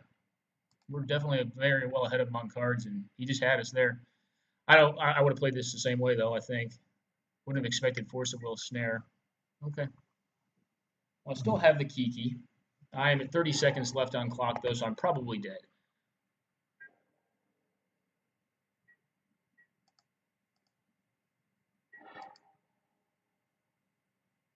Come on, Moto, please. Faster.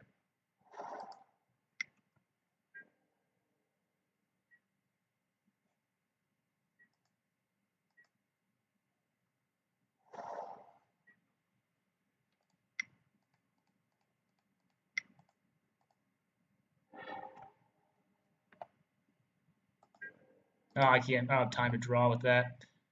Well, that sucks. Yeah, we lost. We're going to lose the time here. It sucks to be recording. I think this would go a lot faster if we were not. There's a lot of lag right now, and it's just meh. Yeah, like I'm losing 4 seconds every time. Yeah, that's unfortunate.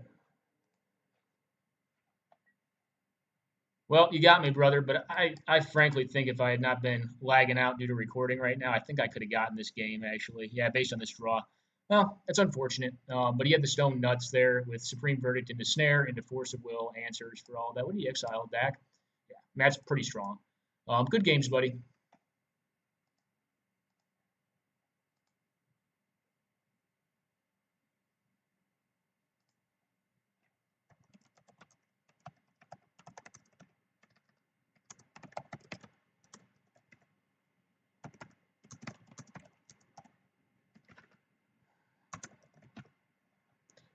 And we'll go on a quick pause. Is there any other matches going on? I do really feel like we lost that game to lag. Like I think if we'd had time to play that out to its fruition, we had him beat. Um, maybe not, but I think we could have outplayed him.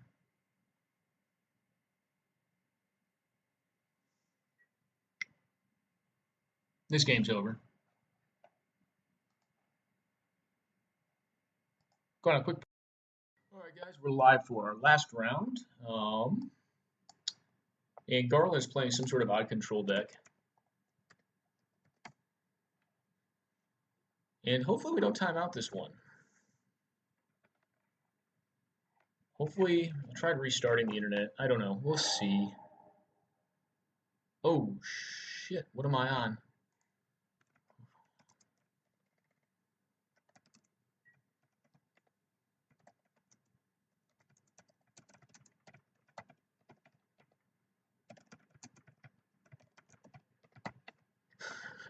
Sorry about that. I gotta concede this one. that's that's not the right deck. I don't even know what this deck is. Oh, it's part of the 100 card singleton cube. It's all of the colorless cards. That would not have worked. Actually, maybe it could have cast all of this stuff. All right, where's DarkJeskaiTwin at? Sorry about that, man. My apologies. I don't think that would have been a playable deck. That would have been all the colorless cards from the 100 card singleton cube. I don't know how I got on that deck. Maybe I accidentally clicked it or something. Who knows? Moto.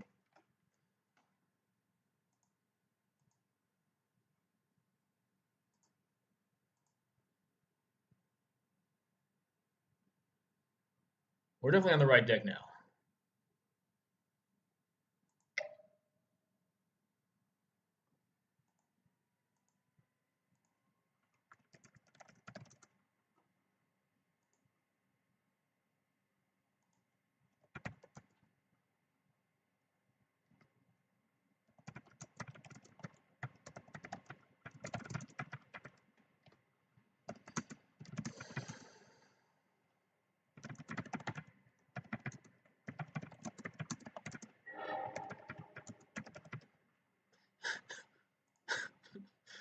That was not a playable deck.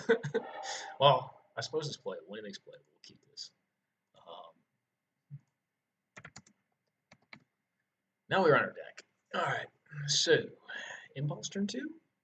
Probably. We'll see. I didn't really get to see a lot of his deck, so we obviously timed down last game, so we played a very long game. Our opponent was down to 9 minutes.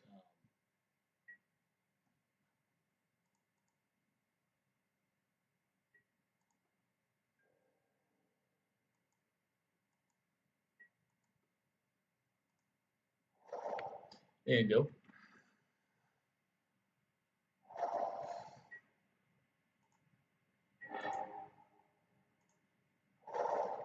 And go. That land's going to be problematic. Probably got to find burn for it or something.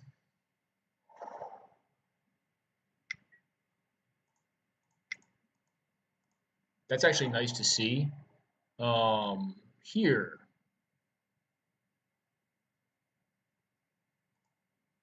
I'm going to grab that because I'm going to steal this Orzhov Signet, and I want to have an answer to that land, though. So I'm essentially getting a mana this turn, even though I'm not going to dig. And our hope is here, we're probably just going to get Volcanics with Kiki in hand, and we're going to need 3 red sources. There's some thought to getting the black land. He can't attack next turn with... that's one problem playing the Signets, obviously. Come on, Moto. F6. Yeah, this thing is acting up tonight, so hopefully we can win this a little faster. Cool.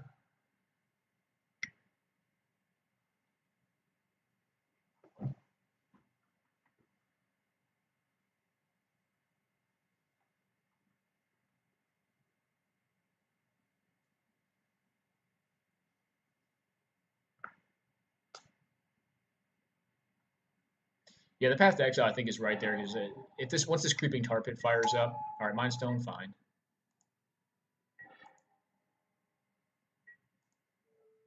All right, looking for land here. Not finding land. I'm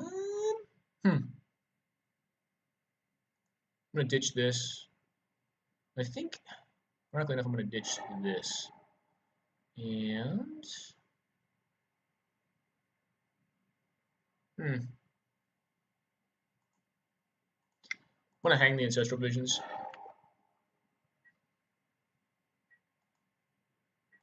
Obviously, I can't use my Absorb here to be the most mana efficient because the Orzhov Signet is not very good color fixing for us, but it is color quantity. Can even steal his Mind Stone if we wanted to. Can't fire up that thing yet.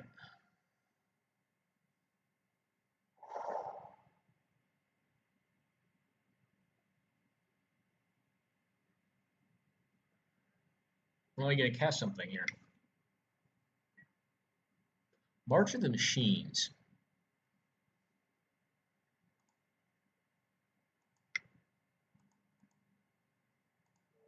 I think we'll just evasive action that. Attack Faden's got to be good against March of the Machines.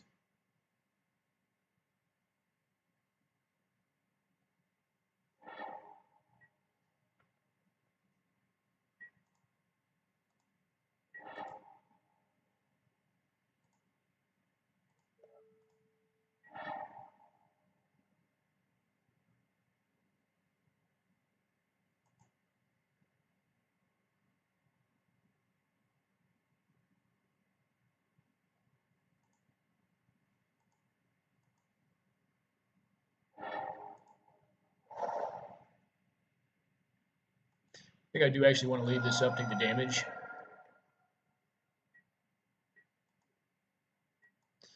Because I want Path to Exile and Dismiss available to me.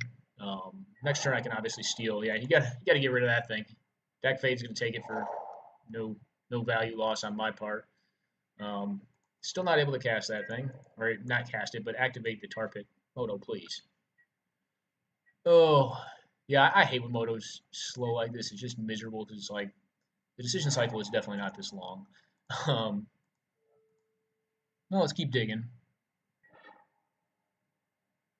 Well, that being the case, I think we'll bin this and bin this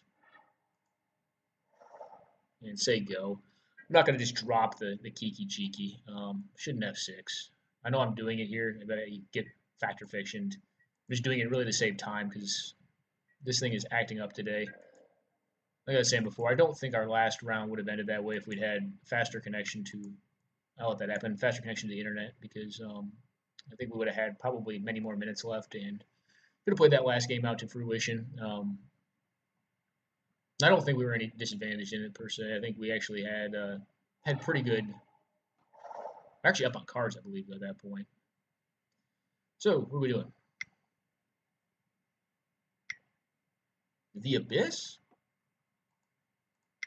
I'll use my least efficient counter. And draw another inefficient counter. I guess it's either the most efficient or the least efficient, depending on how you look at it. I'm going to draw again. Well,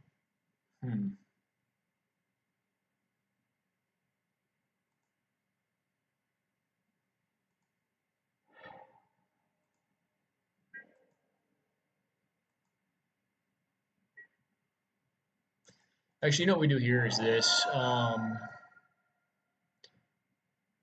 do need one more red source for this. So we'll get the plateau. And then what we're going to do is this. We're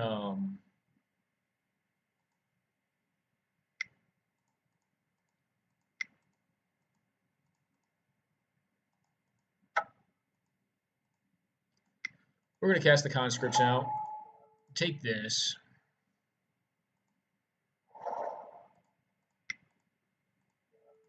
And blow this up. That's a pretty big beating. Okay, yeah, he said I've had enough at that point. All right, dispel this, good. I want disenchant. Probably do want disenchant. What else is not that great here? A braid seems good. I probably don't need Arc Trail. Probably don't want Magma Jet. I actually probably don't want Firebolt. I want the instant speed stuff, so maybe I want a Braid. I'd have a Braid already. Magma Jet may be better than something else. We get to worry about man lands. Next couple more. Delay is kind of the worst counter spell. Let's cut that. Give this a shot right here. See how it goes.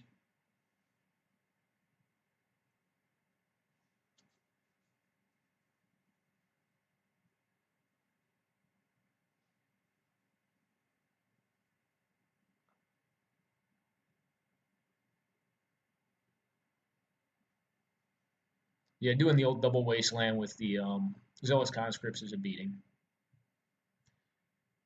I don't know if he had to concede there. I mean, we probably had him with force of will plus the Kiki Jiki in hand. The following turn, we probably had the win. Um, Maybe we shouldn't have gone down on our shields like that, but I felt pretty confident that it would take something very special for him to stop us. You have to. I mean, he kill the zealous conscripts, I suppose, but still have an active Dak Faden, dig into more answers to whatever problems he can present. Um, Plus, he's an artifact-based deck, so Dak Faden's going to be great here. A Braid is probably good to have main. Otherwise, we don't have a lot of game against artifacts. You just need to counter the relevant stuff that he plays. Um, yeah, I like this hand. Fetch land plus. Yeah, I like this. So we're going to keep it. Let's say go ahead, F6. Probably play out the Celestial Colonnade turn 1, depending on what he gets up to here. I don't think there's much that I need to Red Elemental Blast on turn 1. Or turn 2 for him, rather. Yeah, no, I think that'll be okay. So we have the Index land, Halmar Depths here. Not a huge fan of the land. It's fine. If it was an island, it'd actually be an all-star. And you can fetch it. Well, that being the case, I think what we're going to do is this. We're going to ponder. Ooh.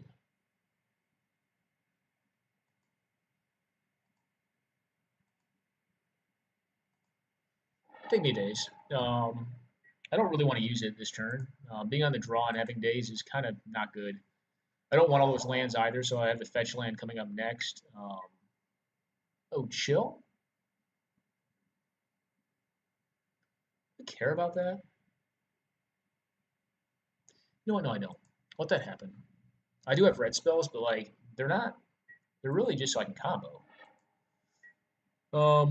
What we are going to do here is this. So I'm going to brainstorm,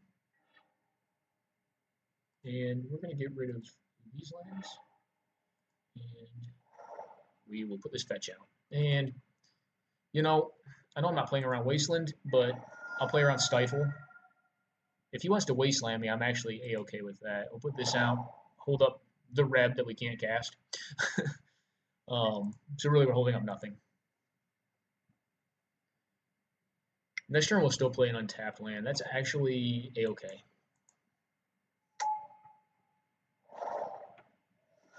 I'm taking the damage. Gonna play another artifact out.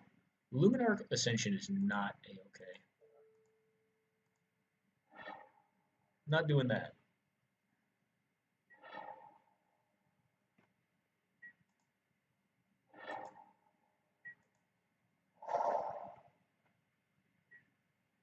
Forcing to play around Counterspell. I don't have it, obviously. Next turn will be pretty well shields up. Core Hobbin is fine. F6.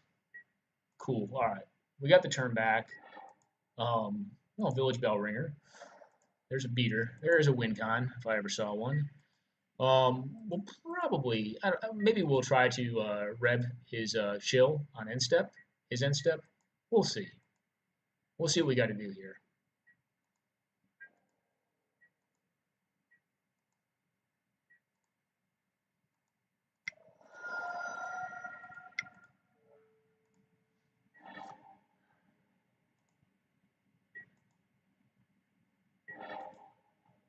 I want to braid too. Cool. I could have left up dismiss this turn. I'm just going to leave up complicate and disallow though. I'm going to have to play that land at some point. If he's drawing off this, that's good with me. Obviously, that's not a target to a braid. You don't braid Mind Stones. So, all right, Fairy Conclave. That'll probably be what I braid if he ever fires that thing up. Do I put on a... Yeah, why not? If he wants to counter this thing, cool. Just a ringer. Oh, there's a counter spell.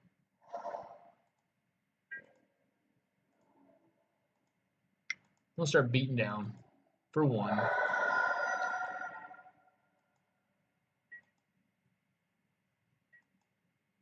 mean, obviously he can core hob in it.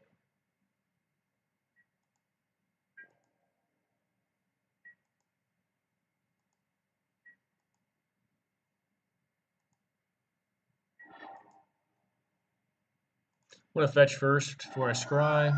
What do we get with this? I guess just a plateau. Tap this guy right here. Yeah. Agreement's interesting to me. Not that interesting though. Bottom and I think bottom both.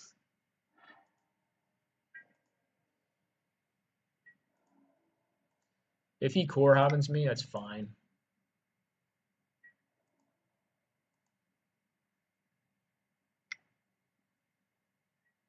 Yep. I'm gonna make you do it though, just to tie up your mana.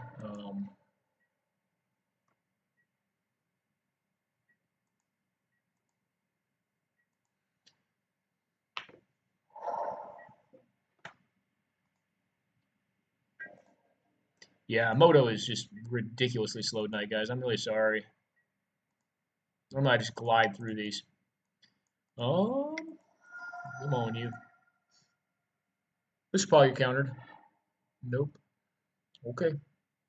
Well, probably at this point just taking as many lands as I can get. See how he splits it. Probably take the 3 pile with the most lands. Take this.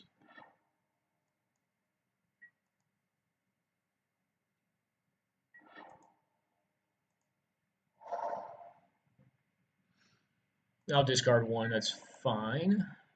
That should probably be one of the lands.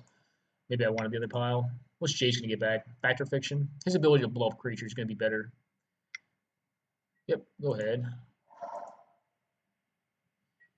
Well, Supreme Will can possibly find either a way to get or the Splinter Twin. Discard this one. Rather have a shuffle effect, especially if we get a Snapcaster with Brainstorm in the pile. What are we going to do here?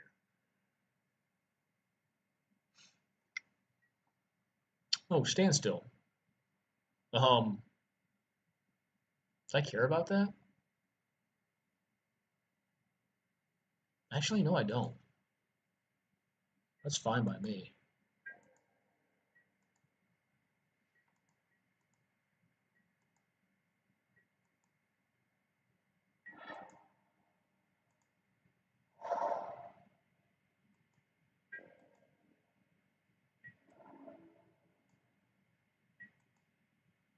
Could activate the Celestial Colonnade. Not going to. He's going to discard roughly the same time I will, especially if he's not playing lands. So we'll let him. Or, nope, I'm good.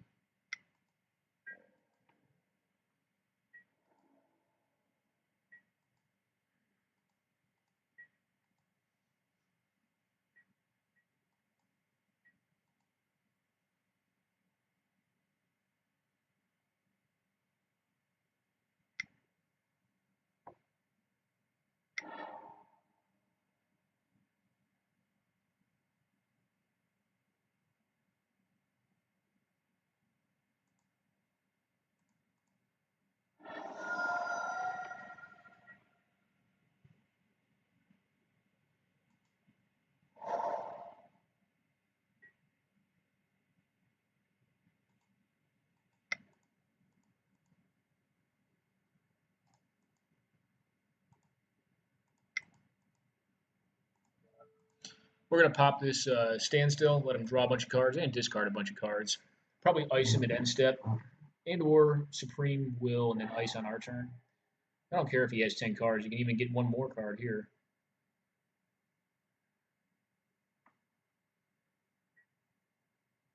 Yep.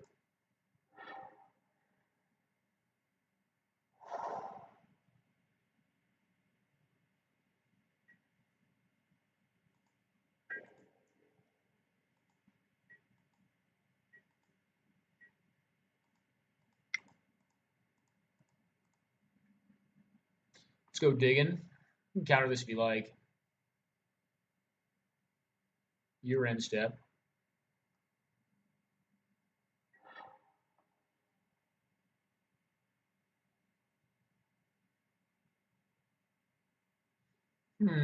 Let's go. Only option there.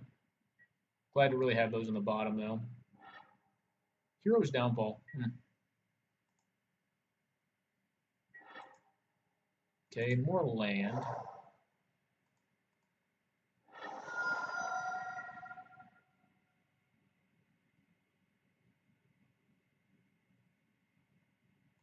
Just get the prairie stream and pass it back. We are down a card. Well, down two, I suppose, at this point in hand, but quite up on mana. And have the ability to deal with most things in hand. Yeah, so I feel pretty good here.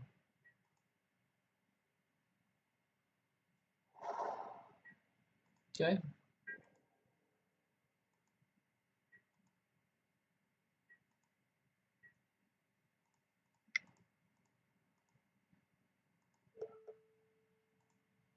We'll ice this thing. I don't really need to attack him. Like I said, like I'll say again, the point of the deck is to do this.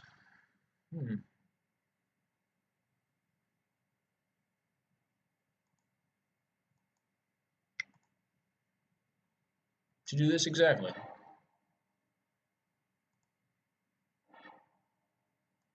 Okay.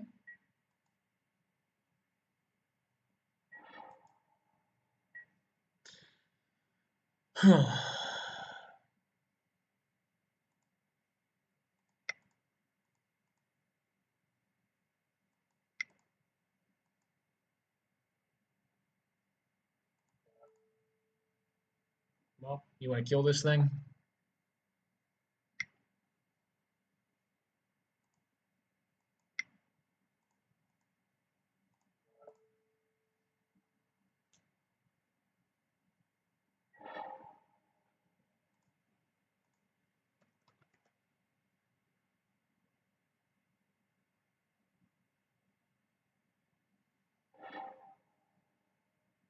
I mean, he has ultimate price. I guess he doesn't want to play it anymore. I don't know. He had ways to answer this. Mortify is an instant too. Huh. Guess he just didn't care for the deck. A lot of ways to kill my thing. Let's check out the rest of the games. Let's see how these two are doing. I think Michelle is disadvantaged in this matchup, very much so. Yep, she's losing. Not going to beat Elsbeth. That's game over.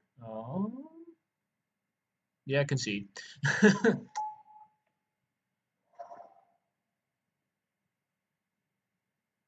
Yeah, Elsbeth, unbeatable for your deck, Michelle. All right, so maybe she could draw into. She's no card advantage in online. Maybe she could draw into like an Oblivion Ring, and then like make it a game. I don't know. Like, doesn't seem good for her. Does not seem good for her at all. Yeah, this game is over. We're gonna go to. We'll wait and watch, see what then happens in the next game. If this is a third game, then well, that stinks. Oh, let's see how these two are getting along. It's White Weenie on White Weenie. That's right. You two deserve each other. You're playing the aggro decks. And goalie. Oh, let's see here. The tapper card advantage engine though. This thing is a pain in the ass, and the mirror. Anafenza is a pain in the mirror. We have two tappers. I don't even know who's advantaged here. This is pacified. I do not know who is advantaged here. Probably Goldie. Why? What the hell is going on? Why is this thing tapped? It obviously attacked. Why would you attack over just using it to make one of these things do 0 damage to you? Like Boros Reckoner getting 0 is awesome.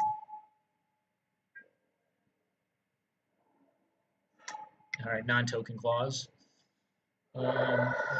This is just looking at this game, I don't understand how it got to this board state, if you know what I mean. Like, I'm wondering why this Gideon attacked over just making this thing do 0 damage, especially when you're on 11 life and you're behind, but you have a card advantage and you can very easily draw back into winning the game.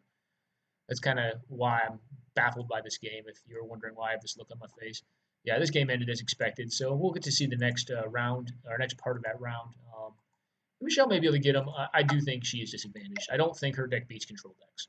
Um, I think she seemed to think that it was a little advantage against ours, but I don't tend to think that. I tend to think that Twin or Planeswalker based control, really any deck that plays a lot of counter magic, but has decent ways to win the game, whether that's through attrition like C4's deck, or through just one turn, one punch kill, if you will, like our deck is. I think she's disadvantaged. All right, well, you're up on cards. The Gideon really needs to make that Boros Reckoner not do damage. Although you really can't stop the Gideon from dying now, can you? Um, wonder why the Spirit. Why does he want that Death Touch Lifelink Boros Reckoner around? It's just a beating. Alright, Council's Judgment is going to get what? The Reckoner? I think like the Collar actually may be the worst for him. And Offense is also a good option. Okay. Okay. Well, do you have more removal?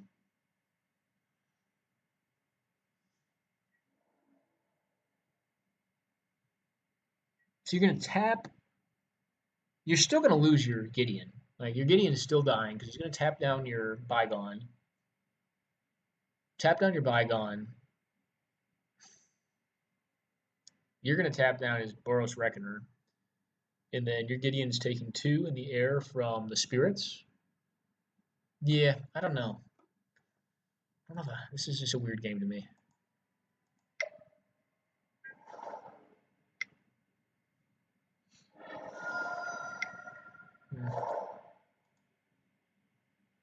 Yeah, tapping the flyer. It was expected.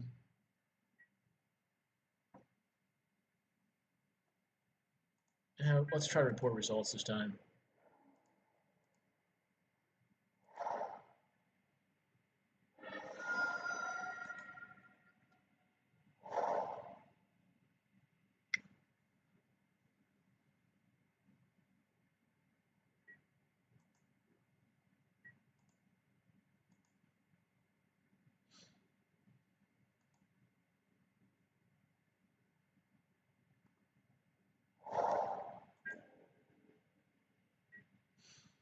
Well, you're not countering your stuff, but I mean, I don't know. That card, Eyes of the Wizened, really needs to be backed up with aggressive starts. Like, so you're just ending the game quickly.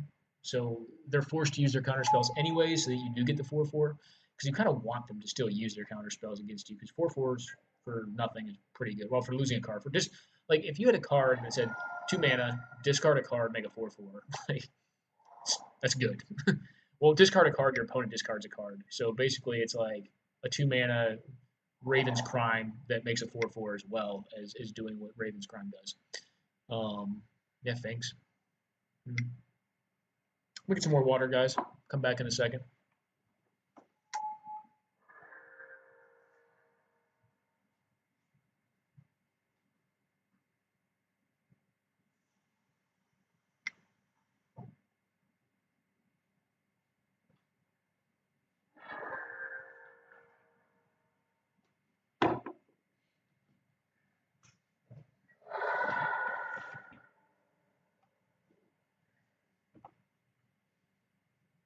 Alrighty.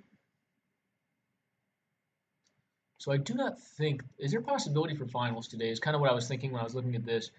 Um, ML's looking like he's going to win this one. We won ours. I mean, we're not going to finals. So we had C4 and Michelle. No, there's no chance of finals today. Sylvan Scrying getting the Enchantment Tolarian Academy. What's going on over here? ML's thinking, I guess. How did that die? Swords to Plowshares. Okay, so he had Swords to Plowshares as well. So it is, yes, Gideon still died.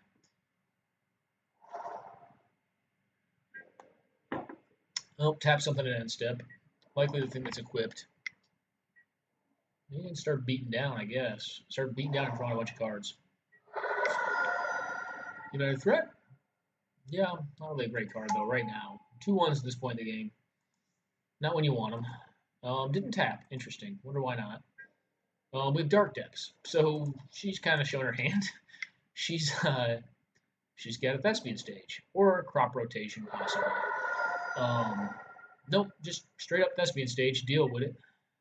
Just deal with it. Dark Depths is funny. I mean, he possibly has Swords to Plowshares, and his life total could be no, it's not high enough. The things so that the two hits from the Elvish Visionary got there. You don't block here. You just take it.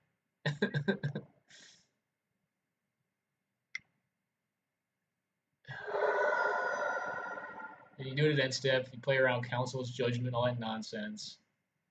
And if he has the STP or the Plow, well, then you lose your card. Oh, it's Lightning Helix to stay alive. Okay.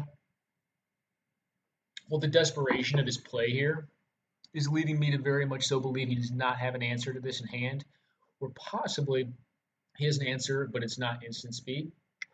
Council's Judgment comes to mind. Jace the Mind Sculptor comes to mind. Um, it really comes down to can Michelle do the damage she needs to do on her turn, and she doesn't have burn in her deck, so she's going to be down to 3 lands and do 21 damage, down to 2, which rules out playing lands like Steam Vents, the two damage lands. You could just have like Fire Ice, just tap it. I mean, given this is any blue spell, right? You don't really want to be casting spells on your opponent's turn.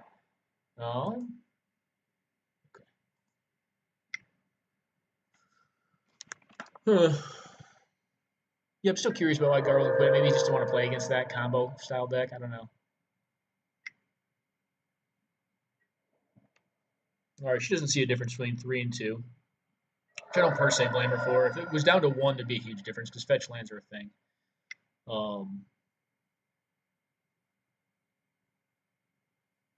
Silk Wrap. I mean, thing. Silk Wrap actually works against Merit Lage as well. It's interesting. Interesting to know. White Weenie players out there, if you're worried about the Merit Lage matchup, take a look at Silk Wrap. That works. It's converted mana cost 3 or less, right? Yeah, it's like Smother, except for it doesn't destroy it, exiles. Just a Jace the Mind Sculptor. Kind of feels like it is. No, it's a Dovin Bond. That doesn't do anything. That doesn't do what you want it to do. You gain 2 life and you draw a card. Did you find Path to Exile, Swords to Plowshares, or Fire Ice would do it? Would keep you alive at least. The other 2 would. Yep, she got him. Good job, Michelle.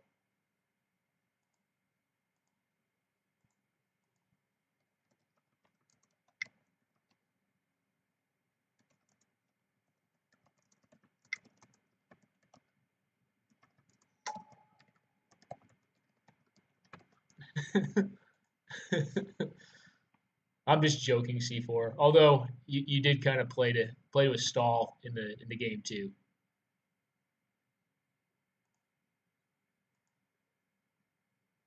I still don't think she's favored in that. I mean, that was a hell of a draw. Given she had like one half a combo, had another piece of the combo piece. She didn't win because of her enchantments. Actually, let me tell her that. To clarify.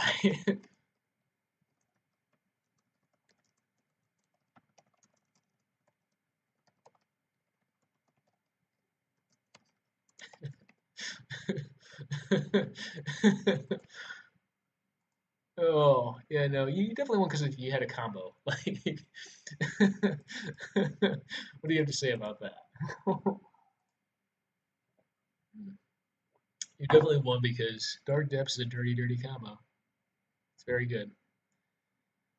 Okay, so what is going on here? The spirit just like sorted the hilts. That dude's going to town. He got swords, collars, everything going on. You just tap him every turn though. Okay. He doesn't have pro white. Carnage is still alive. Got a Johnny. I don't know why this game is taking so long. I just feel like you fog out whatever his Mondo combo threat is right here with the Gideon's Lawkeeper, grind out a ton of card advantage. You can't draw that one this turn, but you want to play your lands with a hand like this because you have Bygone Bishop, even if you're running Geddon in deck. I don't like that play. I like just tapping it because now his Master Decoy is going to be open and he's going to force you to block. I guess who cares? Like you're going to block, but I mean, Who gives a shit? Like whatever he taps, you just activate the smuggler's copter, and you can block with that thing too. Just put a plus one counter on something. That thing, cool. Because you're probably gonna block with what? Your Sierra Avenger. Oh, and you have. I didn't even notice the light of sword or the sword of a light and shadow, which is also a huge beating. I don't know why these are taking so long. They should be going very fast. The sword of light and shadow is just horrendous for ML. Unless he draws a way to answer it, which is 1 in 82, maybe 2 in 82, disenchant or like Leonin Relic Warder. Other than those, there ain't draws. So, I mean, I guess you could have, I don't know. Disenchant's probably not a main deckable card for him either. Well, did you buy something good? Yeah, you're going to tap that thing. You're just going to activate the Smuggler's Copter, though. Well, unless you do like an Anthem. If you do an Anthem, that's pretty badass. No, you didn't. Alright, well, you activate your Smuggler's Copter, and you block this thing. I think you do at least. You already have a card engine online. You're not going to block. That's very bad. Oh, with that? No. With the Smuggler's Copter, man. That's your card engine. Like, you keep that thing going. That's what's winning you the game. I mean, I guess. On his first strike. Never mind. I forget about Archetype. All right. Never mind. Why didn't ML even attack? This card is actually interesting to me. Like, I am curious about trying it out. I think in White Weenie it's fine. Archetype Courage just seems kind of mad at me, though. I'm not used to seeing the card, but yeah, I guess you don't attack it at everything as first strike. Um,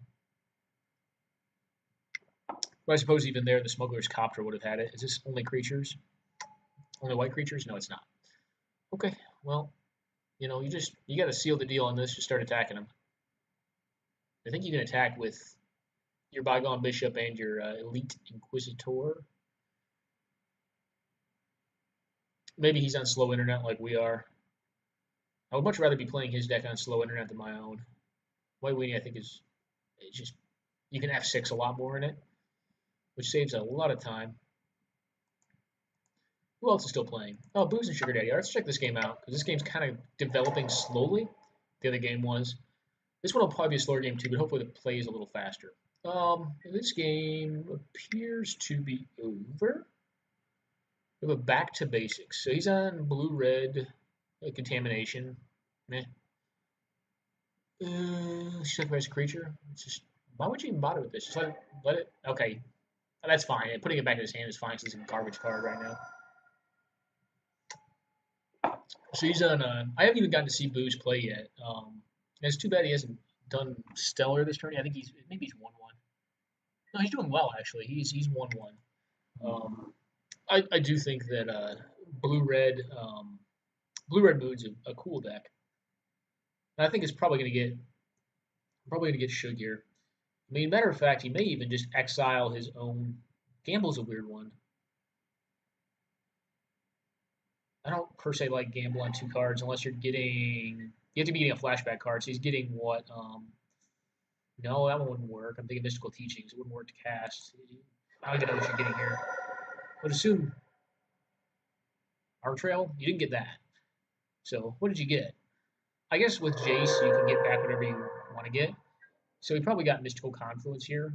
Although, yeah, Mystical Confluence makes sense because Jace could recurse that. Excuse me, could recurse that, which he gets back a couple lands. Jace could recurse Mystic Confluence to draw 3 cards. Maybe he didn't get that. I don't know.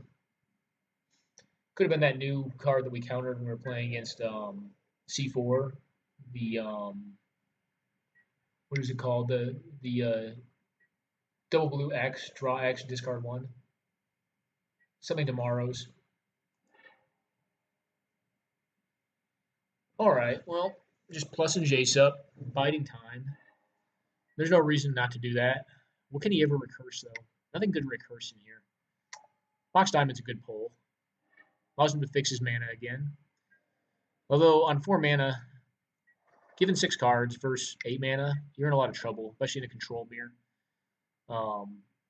It's just going to be tough to counter things and play threats and counter things in the same turn. You ideally need to find like a threat you can play on the same turn. You hold up counter magic plus something you can do on end step that is threatening enough for him to counter. to get around this massive mana advantage, just onboarded mana advantage.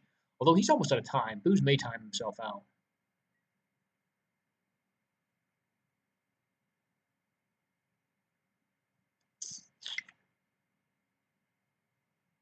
Hmm.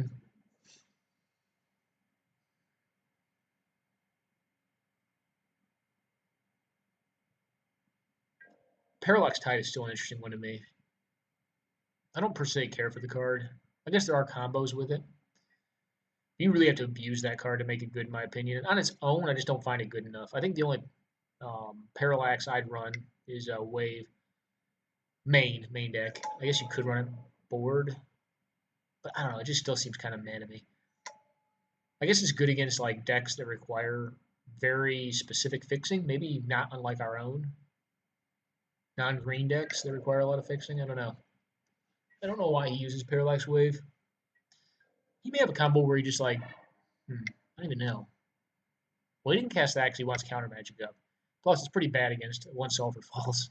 It is a beater though, and like right now, he does need just a threat to beat this Jace up. I guess it's a pretty bad beater against Jace when Jace is plussing, because Jace will eventually just win the game, especially with vast mana advantage and the ability to ultimate it. You could just eventually mill him, eventually. But with 4 minutes and 13 seconds or 11 seconds now, milling is not generally a preferred method for winning. You allow impulse to happen here.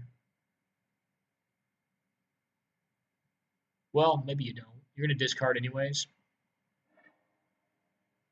Okie doke. Impulse happens. Sinkhole goes to the bin. Don't blame him. That's not really what you're going to be casting when you have absolutely no mana. What does he have? Cryptic Command is probably what I expect that Sugar Daddy has. He may try to end step it here to play around the Jace ultimate. And actually, as the opponent's clock goes down, his opponent's have to start probably F6ing. Mishra's Workshop. I'm intrigued now. Calling me intrigued. What's going on in this other game though? Let's see. Okay, Golden Lyn finally won.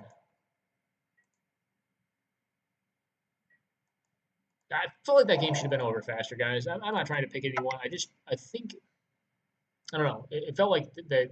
I don't know. We could have been more cards drawn possibly on Goldie's side. Now that game definitely came down to that card engine. The Bygone Bishop. All right, we're getting bribery here. Oh, what did he bribe for? They should counter it. He may not. He may just not have good creatures, and they may have like very synergistic creatures, but maybe not good ones per se. And he's going to spell pierce it. Interesting line. Can definitely pay for it. So, okay, we get a counter it back. Oh, he's going to use the. He may have gotten this with the gamble. I was pretty sure it was a 5-man. No, okay, I think that's what he got with the gamble. It was either that or bribery. Kind of felt like that was in his hand though. Flusterstorm. I mean, that's a way to get yourself beat. I think you just pay for the pierce, and then like you can pay 3 still too. No, maybe not quite.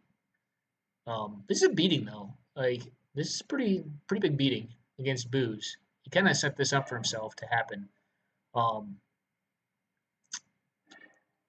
Suge should have probably targeted the bribery. Yeah, he should have targeted the bribery with the last one of those. Oof. That's a big beat. He should have targeted it with the Flusterstorm though. Flusterstorm should have put one. Oh, he's got it. Everyone's got the nuts here. It's kind of funny. The joke is kind of untrue though, because like I think he's exhausted a lot of resources. Maybe he still has more, but now he needs to deal with the Jace Telepath Unbound, which can recurse the Mystic Confluence or the bribery, probably bribery. Contamination gives him a turn. So he obviously cannot pay for it. But his opponent's not going to be casting any spells. Well, but wait. It just gives him... Yeah, you can make black mana. Maybe he has a Wormcoil Engine? Vidalcan Shackles? Yeah, I don't... Contamination, I think you just leave in hand. In here, I guess he just couldn't cast Bribery this turn because, yeah, because of the contamination. I guess that slows him down, sorta. Maybe if you have stone, nothing else to do, maybe that's what you do.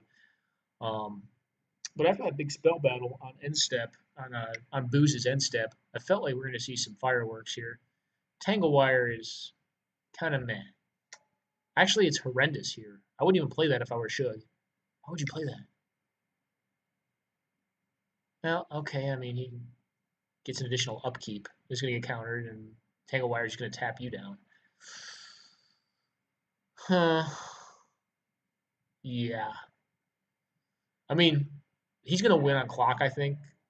Maybe not. Bribery could just get something stellar if Shug has something stellar in his deck. If you have a way to blow up Mox Diamond, you blow up Mox Diamond. Yeah, I don't think you need to really do that. I think you actually save that for dual land. But then again, he is kind of short on clock. So Shug's playing him to clock too.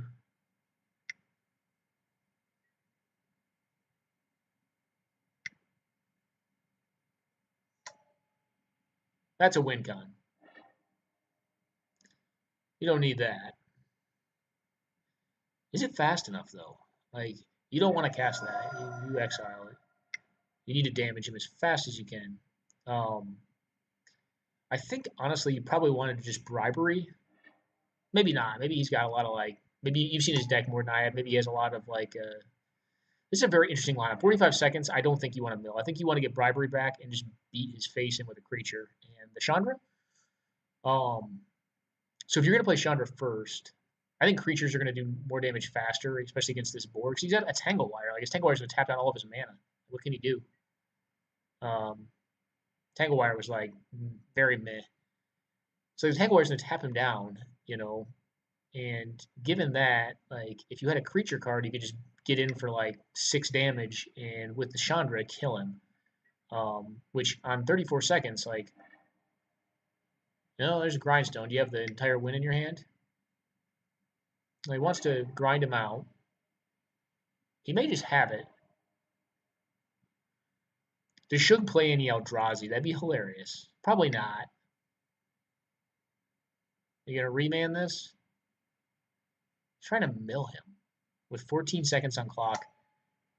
Okay, you're gonna cast this, mill him for 5 more. Those are all good cards. Those are all better cards than Paradoxical Haze or Paradox Haze and Tangle Wire.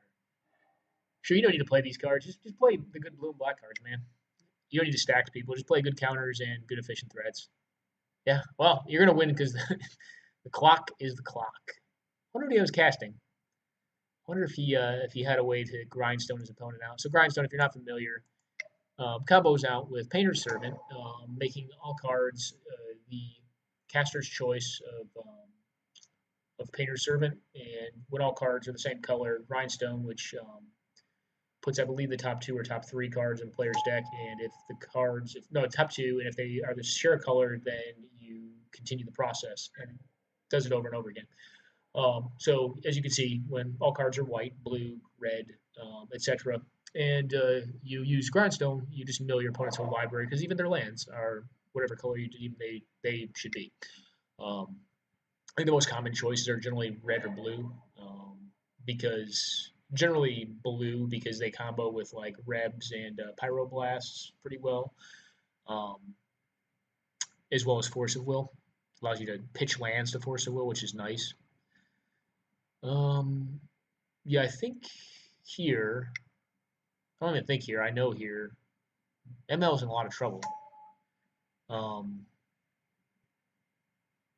yeah, he's probably, why is there Stasis Snare? Oh, he used Brave the Elements to get it. If he'd waited another turn, he could have really made a blow. He had a blowout play here. Used Oblivion Ring on the Doom Traveler. I don't know about that. Doom Traveler's value, but it's just 1 power, 1 toughness. Well, what are we going to see here? A Harm's Way. So, Knight of the White Orchid is going to beat the ever-loving crap out of Silver Knight. Which is a thing, but I think at this point what you need is a thing that actually you need to get a threat because just killing his stuff is not going to work here, especially with an ongoing Ajani. Special position. All right, that's good. That's where you want to be. Um, Gain a lot of life from it, at least. And if you have an anthem effect, you can kill the Ajani relatively quickly. The Ajani cannot ultimate this next turn. Um, might as well attack it. You're not blocking with that thing. That thing is gaining you life. You're under the gun, kind of. Although Golden Link could time out too. Now that these spirits have developed, I think it's going to be much more challenging for Golden Link to play this one out. Unless he has like his own special possession, which he could. No, I'm just going for the gusto on this one threat. This one dude. Well, there's that, but that's not going to connect. You're going to block with that. I guess now he's got essentially the Abyss, unless this thing gets pathed here. If it gets pathed, like that's just probably a game. Well, maybe not. So the Johnny is going to go down to. It's 4 damage in. Well, he's gonna block with 1. 3 damage out of 4. Out of 4 loyalty counters. It's pretty far off. That's if he attacks all in, though. He really can't afford to attack all in. Because if it only goes down to 4, he can -3 the Ajani, giving this thing double strike and flying to just beat ML to death. Like, that's, what is it, +3/+3 flying, something else? No, she's not +3/+3, so it's just flying and double strike. But, like, flying double strike with a sword on 8, that's 16. 2 discards out of his hand, 2 untaps for you. Yeah, okay, he's not going to go all in on it, which means he's less likely to have an additional blocker. Okay. What are his 3 cards then? We don't know. He doesn't have an answer to it because he wouldn't have left this. He would have attacked the spirit if he had an answer to it. This thing is great because it's going to carry a sword like a champion. I think here you just plus up, you just attack with the 8 power thing, and then you plus up the Soltari Priest because Soltari Priest is just it's a huge time beating in this situation. Not being able to block that thing with a sword, an active sword, is just as they say, hella good. All right, that's gone. Plus the Ajani on the Soltari Priest. Yep. Probably equip the sword now just for mana efficiency. Because you really want that sword to get through. You want to just chew his hand apart and get mana efficiency. All right, Aura of Silence. Meh, okay. I guess it stops the sword if he hits his 5th mana and has a sword in hand. That could be what he has. Could have like an equipment that costs 5 mana to equip. This is obviously going to stop any equipment shenanigans if he was waiting to cast it. Some folks will do that. If I have the opportunity to and still play things on curve, I'll tend to want to cast them on 5, so it's a haste threat, if you will. It makes sense for that to get in.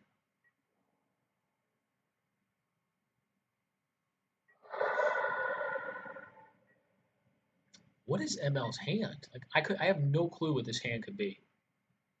It's got to be bad. I'm baffled though. Like 3 cards is a lot in White Weenie. Is it all lands? We're on turn 8, so it can't be all lands. He hasn't been playing them. Grifspoon? I mean, it's kind of nonsensical. Honestly, you probably put that on the 6/6. Flying on a shadow creature is, I don't know. It's kind of a little goofy. Because obviously, I mean, the knight can still be blocked by the spirit this turn, but if you put Grifspoon on it, the next turn it can bang in there. And ostensibly, if he doesn't play a flyer, you're getting in, 7 more damage off of it. So yeah, he blocks there, gets 7 in. Is double strike lethal next turn? It's getting close. Getting very, very close. So we're going to discard here. Planes. All right, he must be keeping him in hand for Armageddon. Maybe he's trying to set up an Armageddon and he has one in hand, but he doesn't have removal. That's making more sense to me, guys. So it's not equipment. I think it's Geddon plus some lands. Like he's been flooded, but he's playing Geddon. He has a Geddon draw, and you just can't Geddon because if he Geddons here, he's so far behind that he can't win underneath his own Geddon lock. That's my best guess. I'll have to ask him after game. But yeah, as this game is developed, he wants to gain some life. I mean, I don't know, man. I don't know. 2 life is, what's the thing? Probably just want to have a blocker. Um, if you bounce the core Skyfisher again, I think you're just dead.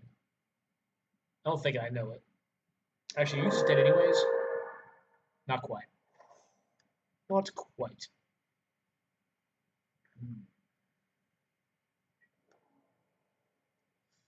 Might as well chip in there. No? I guess you don't have to. I mean, you're not blocking the Soltari Priest anyways, though. Yep. Can't kill this turn. Just attack with both. Swing in there. Should probably block with the Soltar or the RF champion. So we have an 8/8 now. Next turn, a Johnny's -3 ability is lethal. Unless he runs into a Path to Exile or Swords to Plowshares. If he was, or if he did, I would expect that ML Berlin either top decked it or has deep angled this further than I would have cared to deep angle it because he's losing cards every turn. Yeah, I'm almost positive his last card is Geddon in hand. We're going to actually get to see here, I think. Well, hopefully we get to see. I really do hope we get to see. Oh, he timed out? That was unlosable.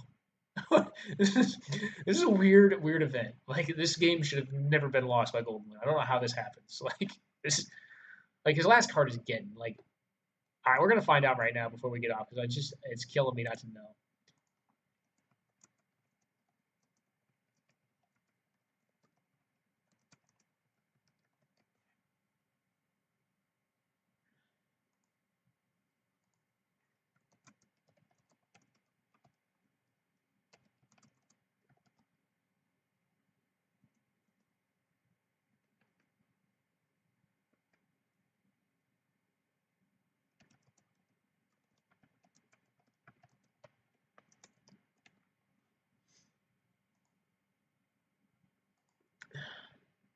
Oh, I guess he had stone nothing.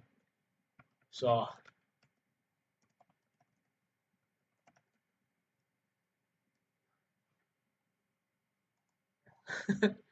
yeah, it was kind of a rough beat. So I guess the tournament's over, guys. That was the tournament for today. Unfortunately, we had 3 timeout victories. Yeah, we saw Shug time someone out. We timed down. I don't know if Moto's just sucking today or what. Like, because I am not a slow player typically, but this was a rough beat. No red deck win tonight. I guess he had stone nothing. Why wasn't it? I guess he wasn't playing his lands because he could draw 2 Geddon. It's just generally it's unfathomable for me to think that he had like all 3 lands in hand. I would have figured he probably had like some sort of disruption. Like Break the Elements or something like that. But I guess he just had stone lands, which is not good. It's not a winning strategy. But all right, guys, I guess that'll be the event for the day. And let's see how we ended up faring. I think we probably took 4th or 5th. Yeah. Um, and with Michelle winning, C4 taking 2nd. And pretty fun event. Actually, got to win a lot of games though.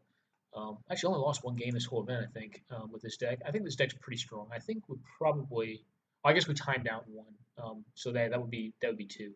Um, but pretty strong deck. I'd recommend it if you want to give this deck a shot. I think it's very powerful. Just don't play it on slow internet because you will tend to lose then, especially if you have to click through all the steps. Because we're playing a lot of counter magic, and I'm not going to take my stops off for F6 when I could need it very, very viably. So this is the deck. Had fun playing it. I think it's a very cool deck. So some other interesting ones out there. And no show, Enchantress is not that good a deck, Michelle. Here we go. Actually, we're gonna get another game.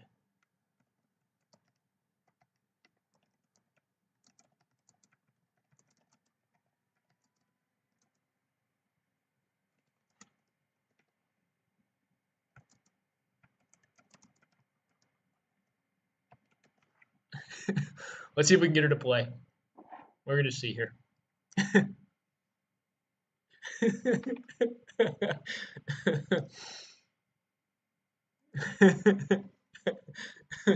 I'll play Enchantress any day though. Let's see if she wants to go for it.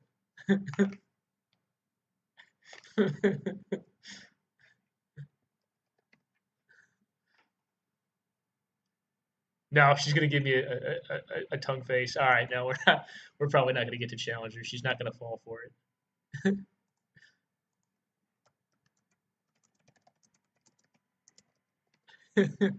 See if I can egg her into it. I think she knows. She got a little lucky. Against counterspells, that deck I don't think is that good, especially if you know how to beat Enchantress. We should just kill the card engines and kill the stuff that matters because the deck runs a lot of nonsense that you don't have to worry about.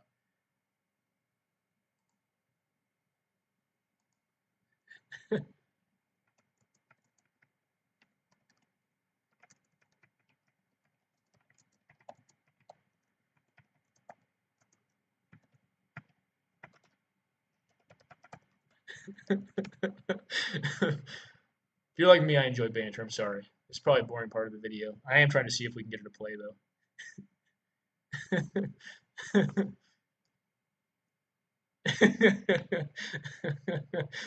Let's see. You gonna go for it? Probably not. She's not silly.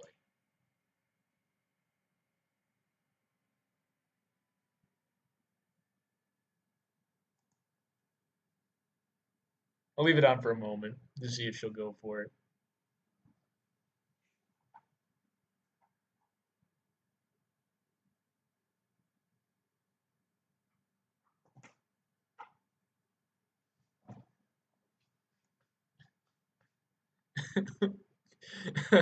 Ah. Well, guys, I don't think we're gonna get another game. We had to call her out though.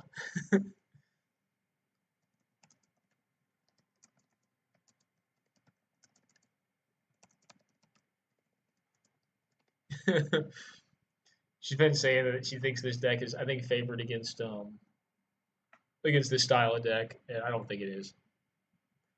I don't think it's a horrible matchup. I think it's probably 40-60 though, in our favor. Because like I said, if you know how to counter, I can't type today.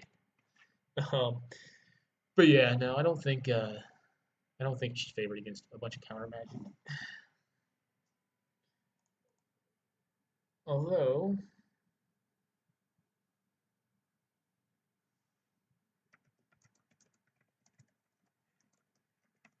take it easy, everyone. All right, guys, I'm gonna go ahead and cut it here, and this will be the video series 2-1. Not a horrendous finish. It is a little tilting to lose due to time, because we frankly didn't play that slow. We just have slow connectivity today, and we don't have a deck we can F6 with, so just clocked us. But that's the break sometimes. I think it still did pretty well. I think it probably could have won that game. So is a measure of like the deck's overall capability. I think it's pretty high.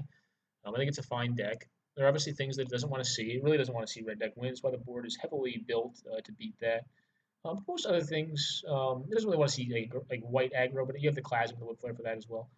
Other than those decks, though, like it really doesn't mind seeing much of anything, and I think it can tend to do pretty well as long as you play it smartly.